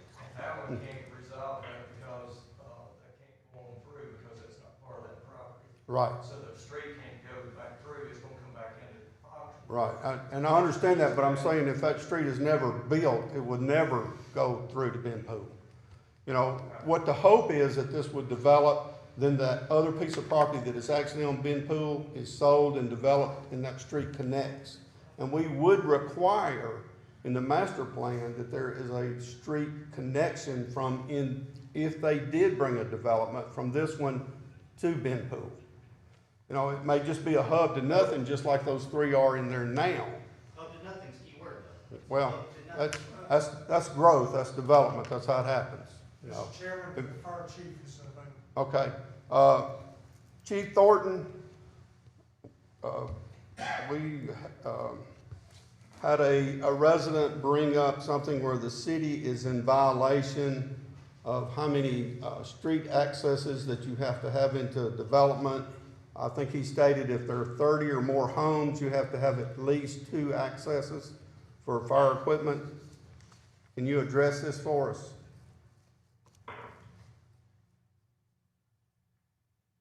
Hey, I've got our fire marshal, Jason Jones here with me, and neither one of us have heard anything like it. Not saying that that's not a roof, but we're unfamiliar with it right now. Okay.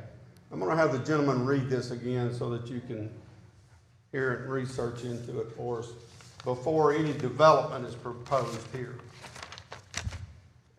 Can you hear me? Yes, he should. My name's David Harris. I live at Burning Tree. And spoken to Scott Pilgrim. Do you know who that is?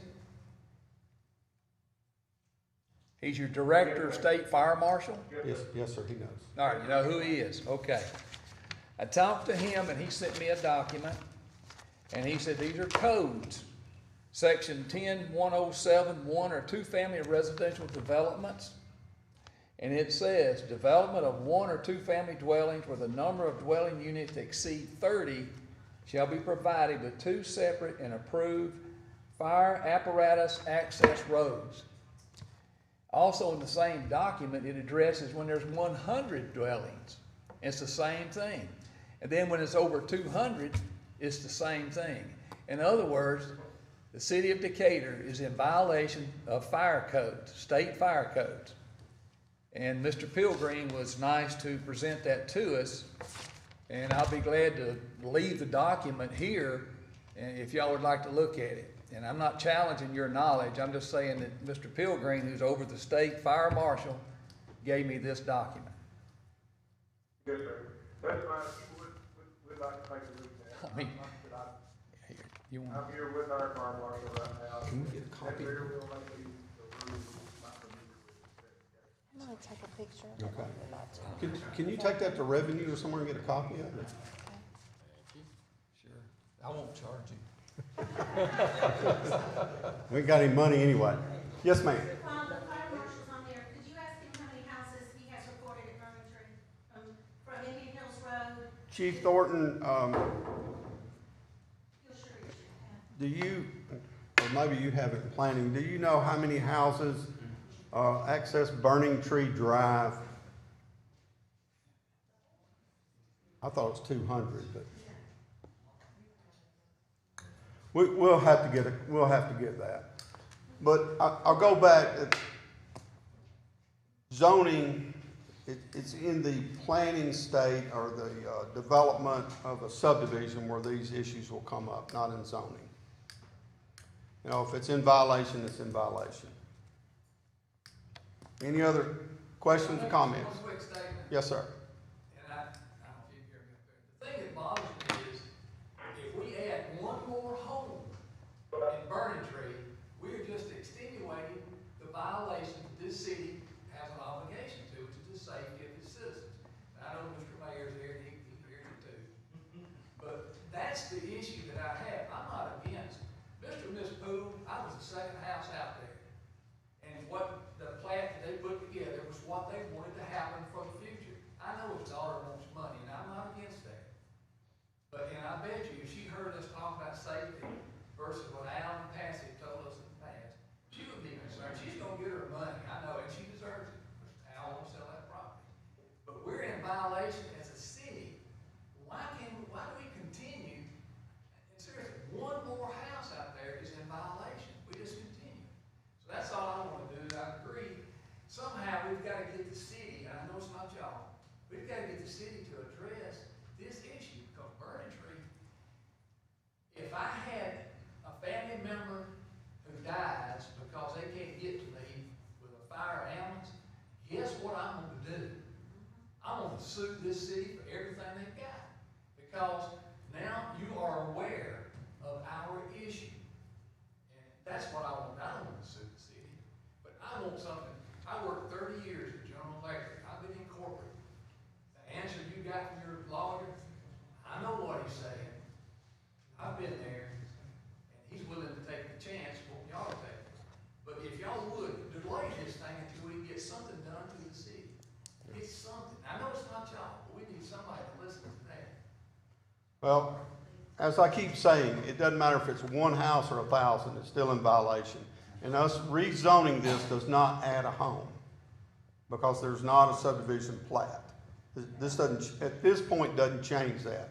At the point where they bring a plat to us to be approved, that is when those issues will have to be addressed. Does that come back before the public meeting? Yes, it does. Yes, it does. It comes back to one of these meetings. Sure does. And that would be a more appropriate setting to air our concerns. For these questions, yes. That's when we would have something to deal with. At this point, we don't have anything to address, really. And they're all legitimate concerns. You know, we understand that those concerns are there. You know, we would like to see, as a commission, we would like to see another way to get out there as well and everybody be safe. You know, sidewalks everywhere. You know, the city did go back and pay to have some curbs and gutters added along Burning Tree. Now we require that up front, so the developer pays that cost. Actually, you do as a landowner. When you buy that lot, you know, the cost of that curb, gutter, and sidewalks included in that now. Okay. If there are not any other comments, do we have a motion to recommend to the council that this rezoning request be approved?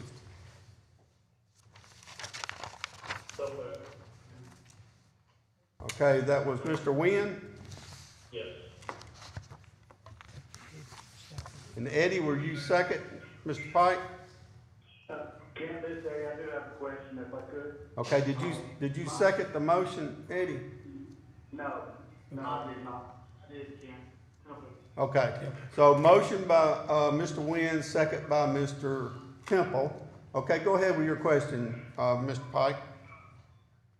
So today, we're just rezoning. This has no impact on what could happen in the future with the streets. I understand and appreciate the concerns that have been shared. Those do need to be addressed, but today, we're only changing the zoning from R2 to R3. That's exactly right. That's what the request is. And Mr. McAnally informed us at this time they have no development in the works. They're just rezoning this to make it a more marketable piece of property is what I understand. Thank you. Okay. Any other questions from any other commissioner? Okay, if not, please call the roll. Lawrence, Yes. Borden, Yes. Tate. Yes. Wynn, Yes. Temple, Yes. Burrows. Yes. Pike. Yes. Okay. Unanimous decision to recommend to the council that this rezoning request be granted. Please, next case, please. Next item, rezoning 137521 is 7.9 acres, current zone R2. Applicant is Purite McAnally Hold on, from... I'm gonna interrupt you. We'll just recess for a minute and let everybody leave that wants to leave.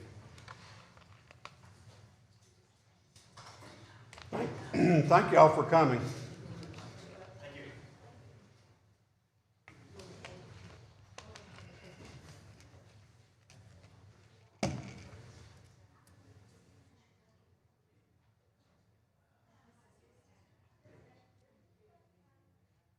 Okay. All right, rezoning 137521 is 7.9 acres. Current zone is R2. The applicant is Purite McAnally for Melissa P. Curry. The location is northwest of Arapahoe Trail Southeast. The request is to rezone 7.9 acre parcel from R2 to R3. The new zone would be R3. Proposed land use residential, 1 Decatur future land use residential low density, 1 Decatur street typology, Arapahoe Trail Southeast is a local street. Conditions to be met, a copy of the deed. Point of information, any relocation of utilities will be at the owner's expense. Commissioner Dan Culpepper recused himself from the discussion of this rezoning, but the remaining zoning committee members were in favor of the request. Hey, is there anyone from the public who would wish to make a comment on this request? Now, do we have a motion to recommend to the council approving this rezoning request? Motion to approve. A motion by Mr. Borden, second by Ms. Tate. Any questions or comments from anyone on the commission? Please call the roll. Lawrence, Yes. Borden, Yes. Tate. Yes. Wynn, Yes. Temple, Yes. Burrows. Yes. Pike. Yes. Yes, sorry about that. Okay, this request is also unanimously recommended to the council. Next case, please. Next item is pre-zoning 137621, 20.1 acres. Current zoning is none. Applicant is Purite McAnally for Melissa P. Curry. The location is north of Kiowa Trail Southeast. The request is to pre-zone 20.1 acre parcel to R3, and the new zone would be R3. The proposed land use is residential, 1 Decatur future land use, residential low density, and 1 Decatur street typology. Kiowa Trail Southeast is a local street. Conditions to be met, a copy of the deed. Point of information, any relocation of utilities will be at the owner's expense. Commissioner Culpepper recused himself from the discussions of this rezoning, but the remaining zoning committee members were in favor of the request. As I said earlier, this is a pre-zone, so this is a piece of property that's not in the city limits, but state law allows you to request a zoning, and then you have 6 months to annex and maintain that zone. Anyone from the public wish to speak to this request? Hey, do we have a motion to recommend to the council approval of this request? Motion. Motion by Mr. Temple. Do we have a second? Second. A motion by Mr. Temple, second by Mr. Pike. Any questions or comments from anybody on the commission? Please call the roll. Lawrence? Yes. Borden? Yes. Tate? Yes. Wynn? Yes. Temple? Yes. Burrows? Yes. Pike? Yes. Okay, the request is unanimous again. Next request, please. The next item is replat of Lot 4E, the Summit, replats of lots 3A and 4D. It is 13.4 acres. Current zoning is none. The applicant is Lee Green for Jimmy Lawley. The location is 312 Burleson Mountain Road. The request is to subdivide one lot of 13.4 acres into 2 lots of 2.8 and 10.6 acres. Proposed land use is single-family residential. The 1 Decatur future land use is rural edge agricultural. And the 1 Decatur street typology, Burleson Mountain Road, is a local street. Conditions to be met: a 30-foot DUT easement, 15 foot on either side of the overhead power line. Number 2, the 2 underground lines extending from the last pole should be located on the survey and have a 10-foot DUT easement, 5 foot on either side. 3, add signature blocks for Health Department and Planning Commission. And 4, verify book and page number are correct in the engineering and surveyor block. And a point of information on this: any relocation of utilities will be at the owner's expense. Anyone from the public wish to speak to this request? Do we have a motion? Motion to approve. Do we have a second? A motion by Mr. Borden, second by Ms. Tate. Any questions or comments? Can you hold on just 1 second? Somebody was trying to send me something. Okay. It's just taking forever to download. Is it from? Sarah? That's me. Sorry. Okay, please call the roll. Lawrence? Yes. Borden? Yes. Tate? Yes. Wynn? Yes. Temple? Yes. Burrows? Yes. And Pike? Yes. Okay, that has been approved. Next request. Next item is Windsor Place Subdivision Phase 2 Preliminary Plat. It's 17.13 acres. Current zone is none. The applicant is Richard Humphrey for Timberland Partners LLC. The location is west of McIntyre Lane and north of Wingate Way. The request is preliminary plat approval for a subdivision. The proposed land use is single-family residential. 1 Decatur future land use is mixed neighborhood. 1 Decatur street typology, McIntyre Lane is an urban collector and Wingate Way is a local street. Conditions to be met: 1, recording fees; 2, plat application fees; 3, adjacent property owner letter fees; 4, per engineering approval; 5, per DU approval; 6, extend right-of-way for alley on east side to the north end of the property; 7, make the easement along the ditch on the north side a no-build easement and add a note to the plat to indicate that. An additional condition that has since come up between TRC and this meeting that needs to be added by this body is that they need to show the special flood hazard area zone on the plat. And a point of information, any relocation of utilities will be at the owner's expense. Okay, first let's address the additional condition. Do we have a motion to add that condition? Motion to add it? And do we have a second? Pike, second. A motion by Mr. Borden, second by Mr. Pike. All in favor state aye. Aye. Any opposed? Okay, so that condition is added. Anyone from the public wish to speak to this request? Okay.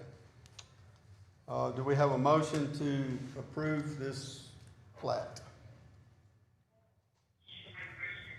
Motion to approve, Pike. Second? Okay. Motion by Mr. Pike, second by Mr. Borden. Any questions or comments from anyone on the commission? Please call the roll. Lawrence, Yes. Borden, Yes. Tate, Wynn, Yes. Temple, Yes. Burrows, Yes. Pike. Yes. Okay, now we move into the consent agenda items.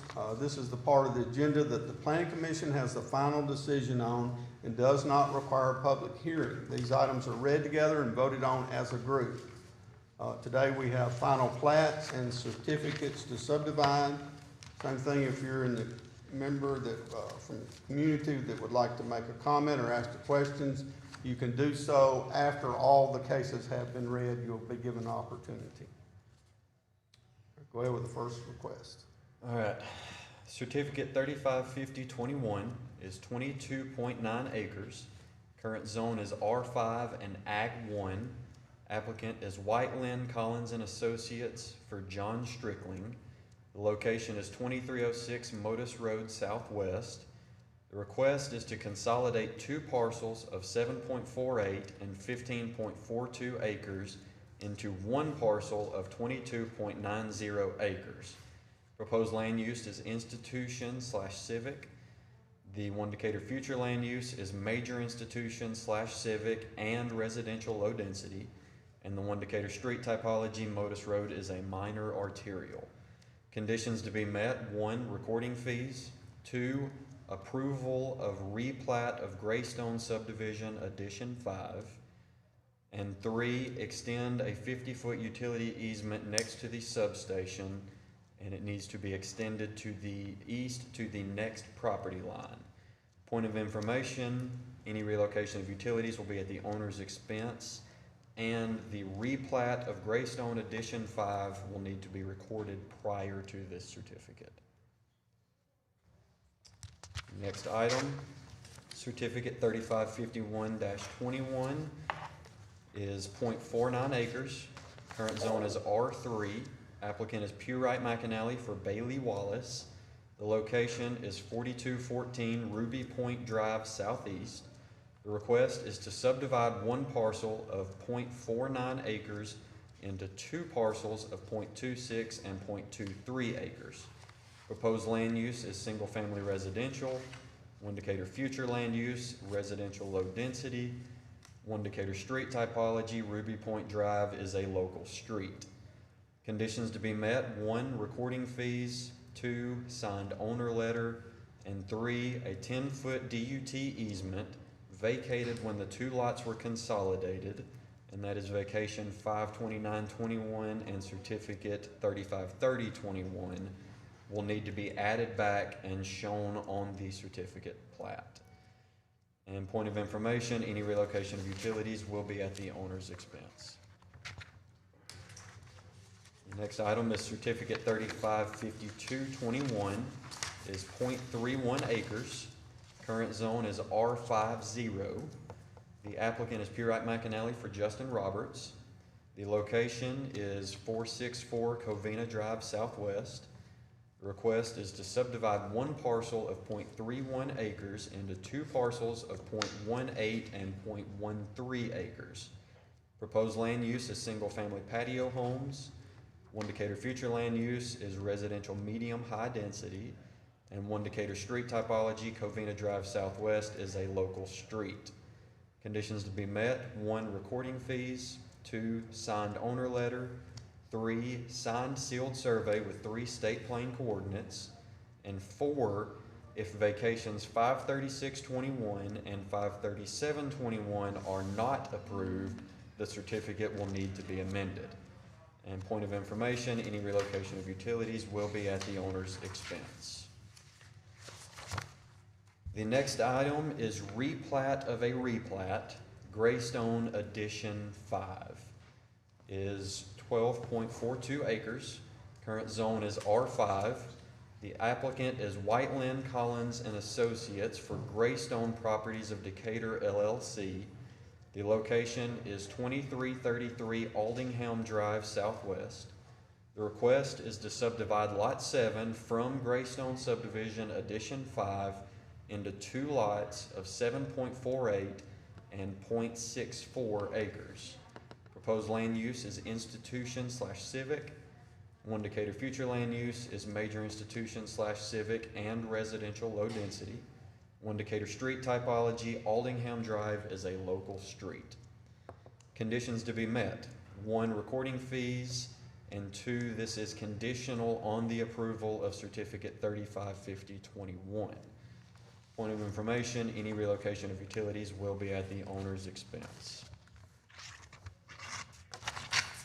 The next item is Legacy Cove Phase 1 Final Plat. It's 41.10 acres. Current zone is R5. Applicant is Pewright McAnally for Land Services LLC. The location is 2514 Point Mallard Drive Southeast. The request is approval of final plat. Proposed land use is residential. One Decatur future land use is riverfront mixed use. One Decatur street typology, Point Mallard Drive is a city connector. Conditions to be met: 1, recording fees, and 2, per engineering approval. Point of information, any relocation of utilities will be at the owner's expense. Next item is McGee Square Subdivision Final Plat. It's 0.61 acres. Current zone is B5. Applicant is Pewright McAnally for Decatur Urban Ventures LLC. Location is 17 Walnut Street Northeast. The request is approval of final plat. Proposed land use is residential. One Decatur future land use is urban core/core neighborhood. The One Decatur street typology, Walnut Street is a local street. Conditions to be met: recording fees. And point of information, any relocation of utilities will be at the owner's expense. And the next item is Site Plan 61821. Is 8.84 acres. Current zone M1A. Applicant is Pewright McAnally for Francisco Hernandez. The location is 928 Sim Street. The request is site plan approval for a new fitness center. Proposed land use is commercial. One Decatur future land use, community commercial, and One Decatur street typology, Sim Street is an urban collector. Conditions to be met: 1, photometric plan is needed for this site plan. 2, continue the sidewalk along Sim Street and Fairgrounds Road and include internal sidewalks. 3, the drive connecting to Sim Street should align with the entrance drive across the street. 4, dumpster pad detail needs to be shown. 5, show 20-foot drainage easement on north property boundary for existing stormwater system. 6 is per engineering approval. 7, the gas line needs to be relocated. 8, we will need a 10-foot easement along the north boundary line for the electric line. 9, add a 20-foot easement for sewer north from Sim Street to the first manhole. 10, DU will need to see sewer extension design drawings. And 11, a grease interceptor will be required. Point of information, any relocation of utilities will be at the owner's expense. Okay, anyone from the public wish to address any of these requests? Yes, sir.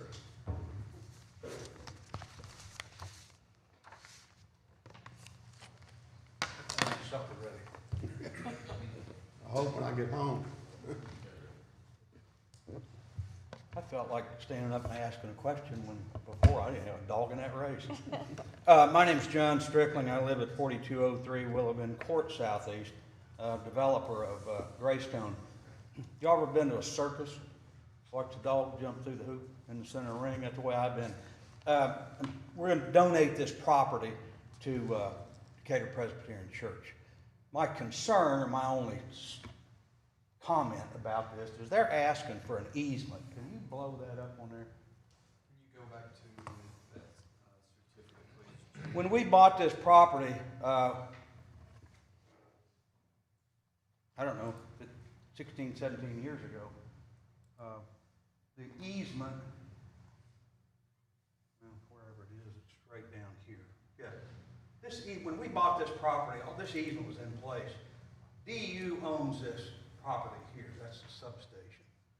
And so there's already an existing easement that comes to the substation. And now they're asking for an additional 50 foot over to this property line. There's no construction here. We're not doing anything. And I think the comment was, well, if they ever develop it, then they want an easement. Well, been my experience in 36 years dealing with the city. They come in here with a development and they'll get what they want at that point.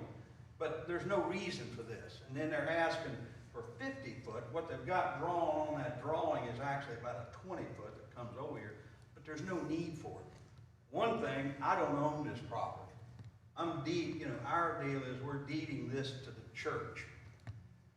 Giving it to them for just a tax write-off. And so I can't give you what I don't own. And then the other thing is I don't know why they want it. If DU wants it, they ought to do like John Strickling and Blake McAnally do. You go buy it, or you go ask them for it, But there's no need for it. So Murphy's Law said no good deed goes unpunished. It's true. But that's my objection. I can't give you what I don't own, and they don't need it. Okay. Any other comments from anyone? Yes, sir. Just a couple of clarifications. If you could look at the Hernandez, Jimmy.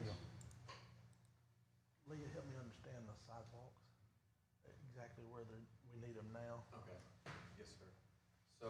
Question about sidewalks, it was part of condition. The current sidewalk ends here at where the entrance drive is being proposed. Sidewalk along Sim Street there. The city's asking that the sidewalk be continued along the property on the boundary of these roadways here. And then connecting those sidewalks to their entrance drives to allow for the public to be able to walk to this property. You can currently walk to this point, but there's no sidewalk provided from that point to get you anywhere else in this area. So you're asking for internal sidewalks to be a requirement, even when we have a sea of parking? And that can be accommodated just with getting a piece in, yes, and that can satisfy that, yes. But there just needs to be some kind of connection from what the sidewalk would be, just getting into the property. Yes, sir. All right. Then I do have a comment with respect to this. This is the current development. One gentleman has bought all of this property, from Sims all the way over to the outlet to Academy, and you all have consolidated it as one tract currently. But it's leased property. It's going to have more than one structure on it.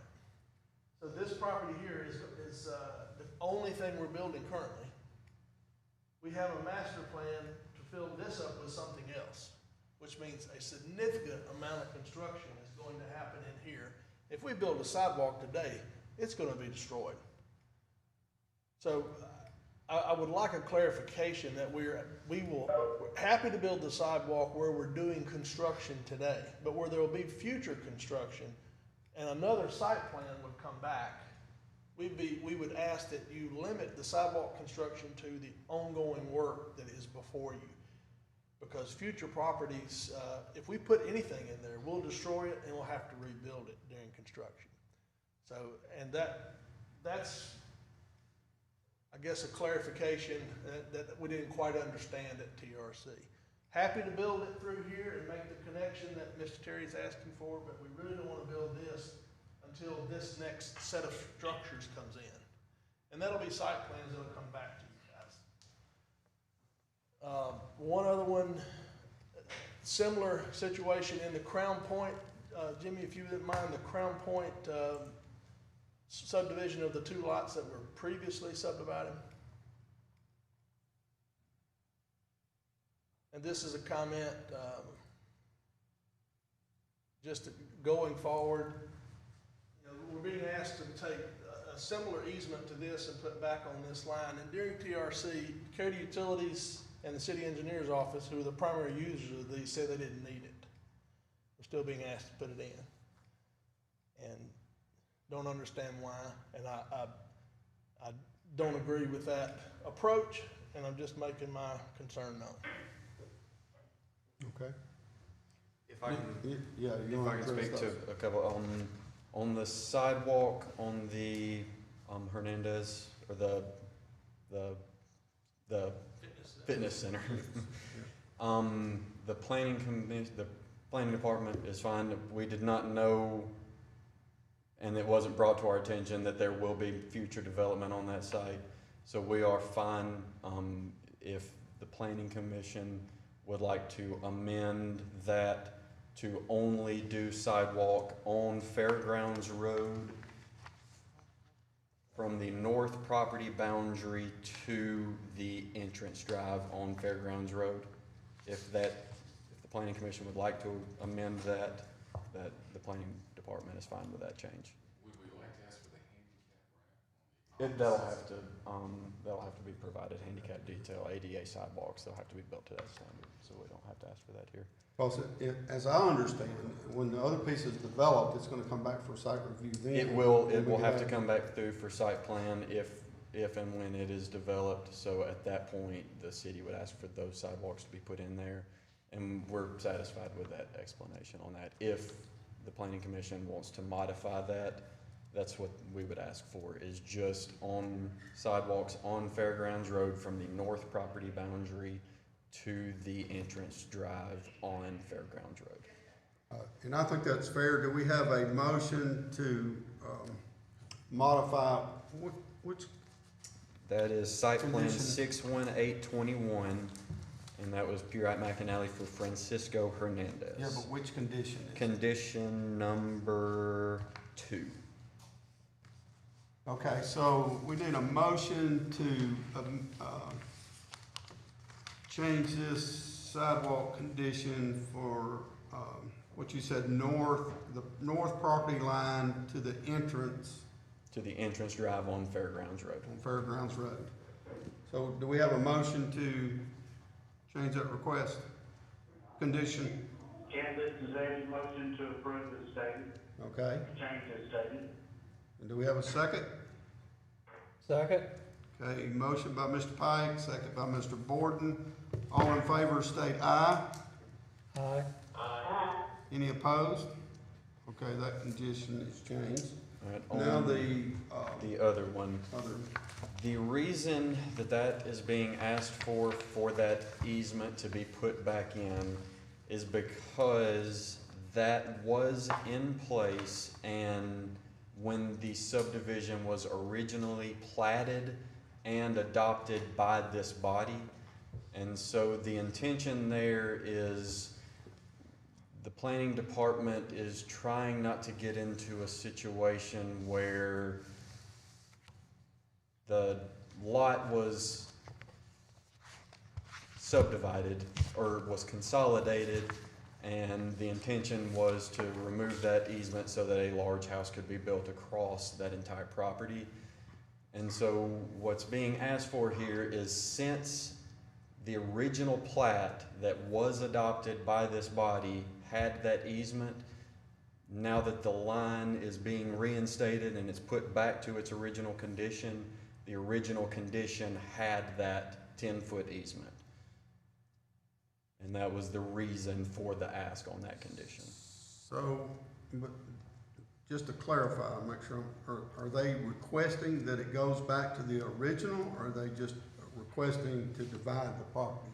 Well, the property was in this state before, when it was originally platted, with a 10-foot easement down that property line. Right. It was brought back in and consolidated into a single lot, and that easement was vacated when it was consolidated.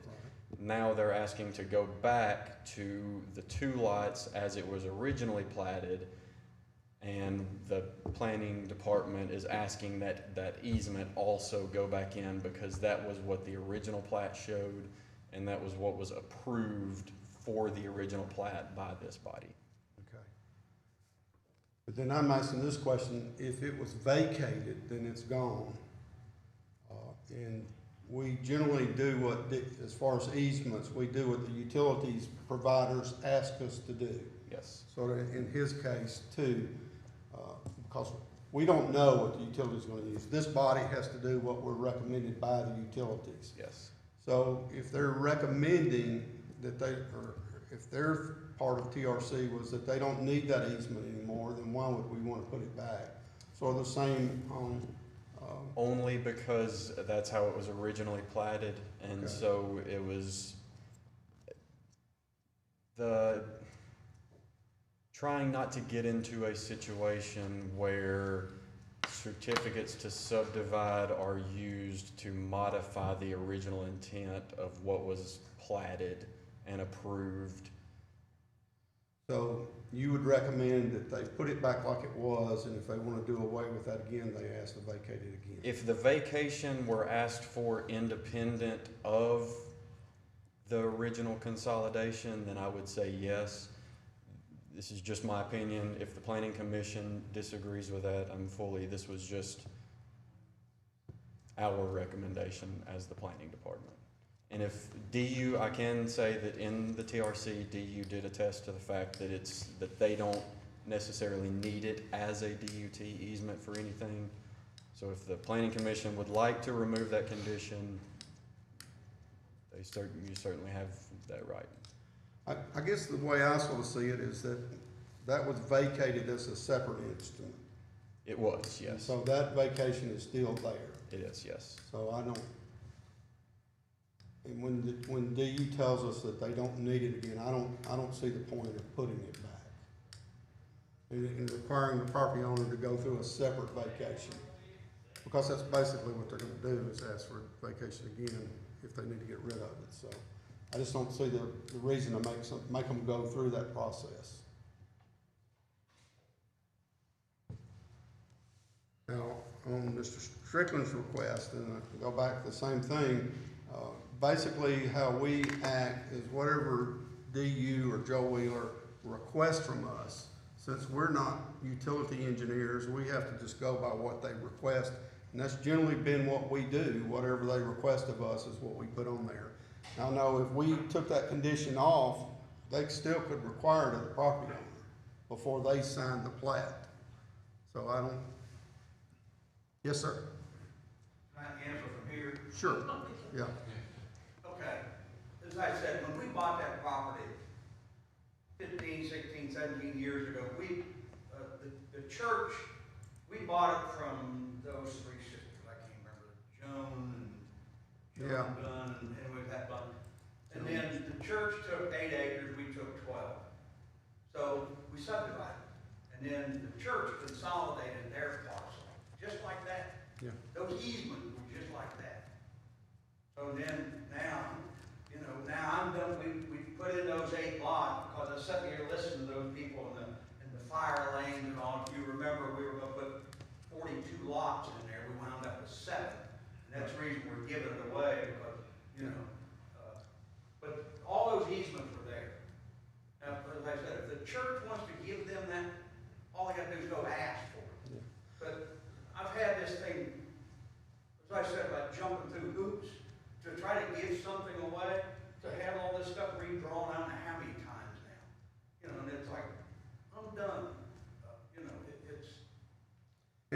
And I understand where you're coming from, but on the other side, when the utilities have asked for that easement, and we're not engineers, so all we can go on is. They're asking for 50 foot, but they're not showing 50 foot on the drawing. They're asking to continue the existing 50-foot easement across, so it would in reality be, I want to say it was just shy of 20 feet is what the actual easement would be. There's no 50-foot easement there to begin with, because it comes in, DU owns that property. That's what I'm saying. And if I own property, and I want an additional 10 foot, and you own the additional, I'd say, hey, can I buy 10 feet from you? I mean, this has been going on, like I said, I've been here, coming up here 36 years. And sometimes you feel like it's extortion. Well, I'll approve this if you do this. Well, hell, I gotta buy what I want. But as I said, this was here. There's no construction. There's no development. If the church comes back at some point, and they want to develop this or whatever, they want to do something, they want to add on a building, y'all are going to put on all kinds of conditions and easements at that time. Address it then. For Christ's sake, I'm tired of having this thing redrawn, okay? And I can say the risk that the planning commission would run in this case is if they remove that condition, DU can refuse to sign the plat, and their signature on that plat is required in order to file it with the county and have it actually be Let me ask subdivided. this question. If we approve this with the condition, and then the property owners and DU get together and decide that they don't need it, do they have the right to take it off? Is that coming back to us? If, yes, DU can, yes, because DU is asking for that condition, it's their condition, so DU can then waive it. Okay. Yes. So all we have to go on is what DU told us in TRC. They told us that they needed that easement. And so.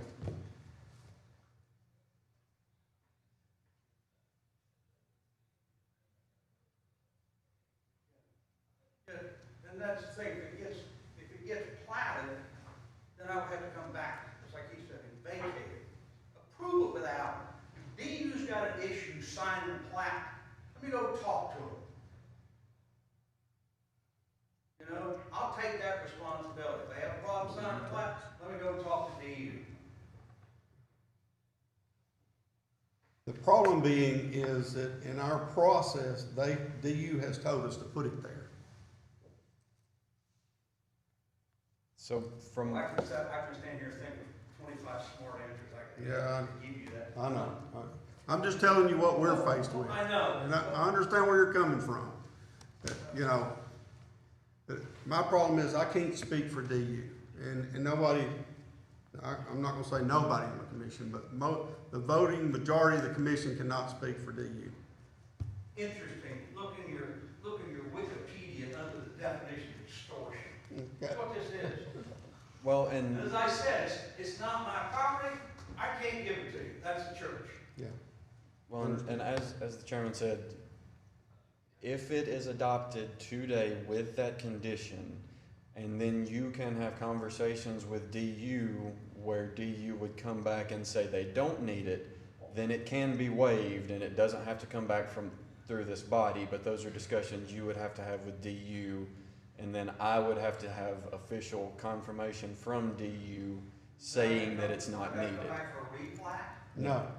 That's what he's saying. That's what I'm saying. If it's adopted with that condition, DU can come back and say they no longer need it, and I can clear that condition, and it's just gone. You don't have to come back through. Visualize an argument coming. Oh, you go ahead and pass it. I'm going down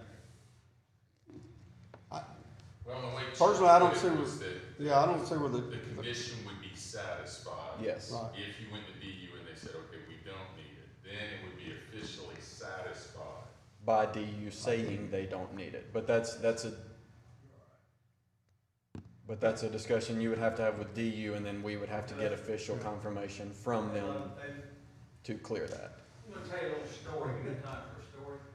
Well, I understand where you're coming from, Mr. Strickland, and I sort of feel like as a commission, we gotta do what we've been given. And he's explaining that you can go to DU, the battle is between the landowner and the utility company. And all we can do is what we've been presented, and Lee is telling us that there is a way that you can get out of it. So we'll go ahead and pass it, or if we don't pass it, it's the same thing. You know, we either pass it with it or we don't pass it, one or the other. That good friend was an alcoholic, quit drinking 25 years ago. He said when he got on earth, God gave him so much alcohol, he used all his up. He told me, he said, John, you had so many patients. He said, you used them all up. I'm 74 years old, I got no patients. So, you know, you'll be entertaining to go to the Okay. So on the issue of the condition on Crown Point, yes. Okay, back to Crown Point. Would you like to amend to remove the condition for the 10-foot easement? Okay, do we have a motion to remove the condition for the 10-foot easement? And this is not requested by the utilities, so this is not the same as what we just discussed.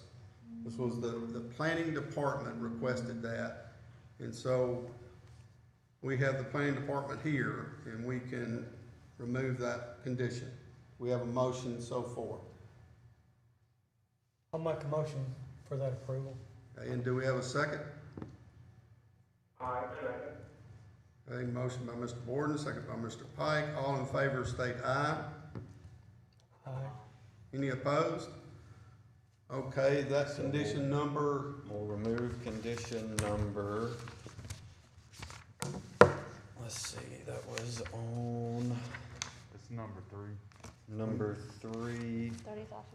On 3551-21, that condition will be removed from Okay. consideration all here. right. Do we have a motion to approve all items in the consent agenda as amended? Mike, motion to approve. Second? Okay, motion Pike, second by Mr. Temple. All in favor? Oh, sorry, whoa. Call the roll, please. Lawrence, Yes. Borden, Yes. Tate, Wynn, Yes. Temple, Yes. Burrows, Yes. Pike. Yes. Okay, now we move to other business. First item on other business is vacation 53621. It's 0.1 acres, current zone R50. Applicant is Purite McAnally for Justin Roberts. Location is 464 Covina Drive Southwest. The request is to vacate a portion of a 15-foot DUT easement. Proposed land use is residential. One Decatur future land use is residential medium/high. The One Decatur street typology, Covina Street Southwest, is a local street. Conditions to be met: signed vacation package, and point of information, any relocation of utilities will be at the owner's expense. And I take it we have no one here that wishes to speak to this? We have a motion to approve this vacation, or to recommend this vacation to the council. Motion to approve. Have a second? Second. Motion by Mr. Borden, second by Mr. Temple. Please call the roll. Lawrence, Yes? Borden, Yes. Tate, Yes. Wynn, Yes. Temple, Yes. Burrows, Yes. Pike. Yes. All right, vacation 53721 is 0.1 acres, current zone R50. Applicant is Purite McAnally for Justin Roberts. Location 464 Covina Drive Southwest. Request is to vacate a portion of a 15-foot DUT easement. Proposed land use is residential. 1 Decatur future land use is residential medium/high. 1 Decatur street typology, Covina Street Southwest is a local street. Conditions to be met, signed vacation package, and point of information, any relocation of utilities will be at the owner's expense. Do we have a motion? Motion to approve? A motion by Mr. Borden, second by Ms. Tate. Please call the roll. Lawrence, Yes? Borden, Yes. Tate, Wynn, Yes. Temple, Yes. Burrows, Yes. Pike. Yes. All right, vacation 53821 is 0.1 acres. Current zone R50. Applicant Purite McAnally for Justin Roberts. Location is 2805 Hempstead Avenue Southwest.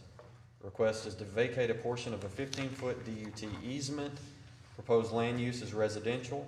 1 Decatur future land use is residential medium/high. 1 Decatur street typology, Hempstead Avenue is a local street. Conditions to be met, signed vacation package, and point of information, any relocation of utilities will be at the owner's expense. Do we have a motion? Motion. Motion by Ms. Tate, second. Second. Second by Mr. Pike. Please call the roll. Lawrence, Yes. Borden, Yes. Tate, Wynn, Yes. Temple, Yes. Burrows, Yes. Pike. Yes. All right, and the last item is Annexation 36421, Windsor Place Phase 2, 17.13 acres. Current zone is none. The applicant is Timberland Partners LLC. The location is west of McIntyre Lane, north of Wingate Way. The request is an annexation of 17.13 acres for Windsor Place Subdivision Phase 2. Proposed land use is single-family residential. 1 Decatur future land use is mixed neighborhood. And 1 Decatur street typology, McIntyre Lane is an urban collector and Wingate Way is a local street. There are no conditions to be met, and the point of information, any relocation of utilities will be at the owner's expense. Okay, do we have a motion? Motion to approve, Temple. Second? Second, Pike. Second by Mr. Temple, second by Mr. Pike. Any comments or questions from anyone on the commission? Please call the roll. Lawrence, Yes. Borden, Yes. Tate, Wynn, Yes. Temple, Yes. Burrows, Yes. Pike. Yes. Hey, any other business? Does anybody have anything to bring up? Thank you all. We are adjourned. Maybe a new record. Thank you. Thank you.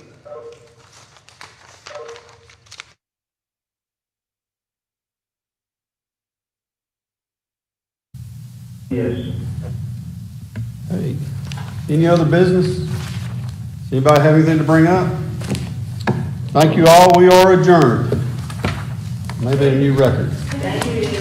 Thank you.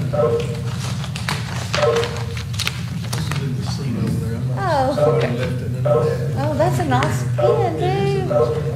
You should have kept it. Well, maybe somebody, I'll make sure and put the word out. Appreciate what you do, fellas.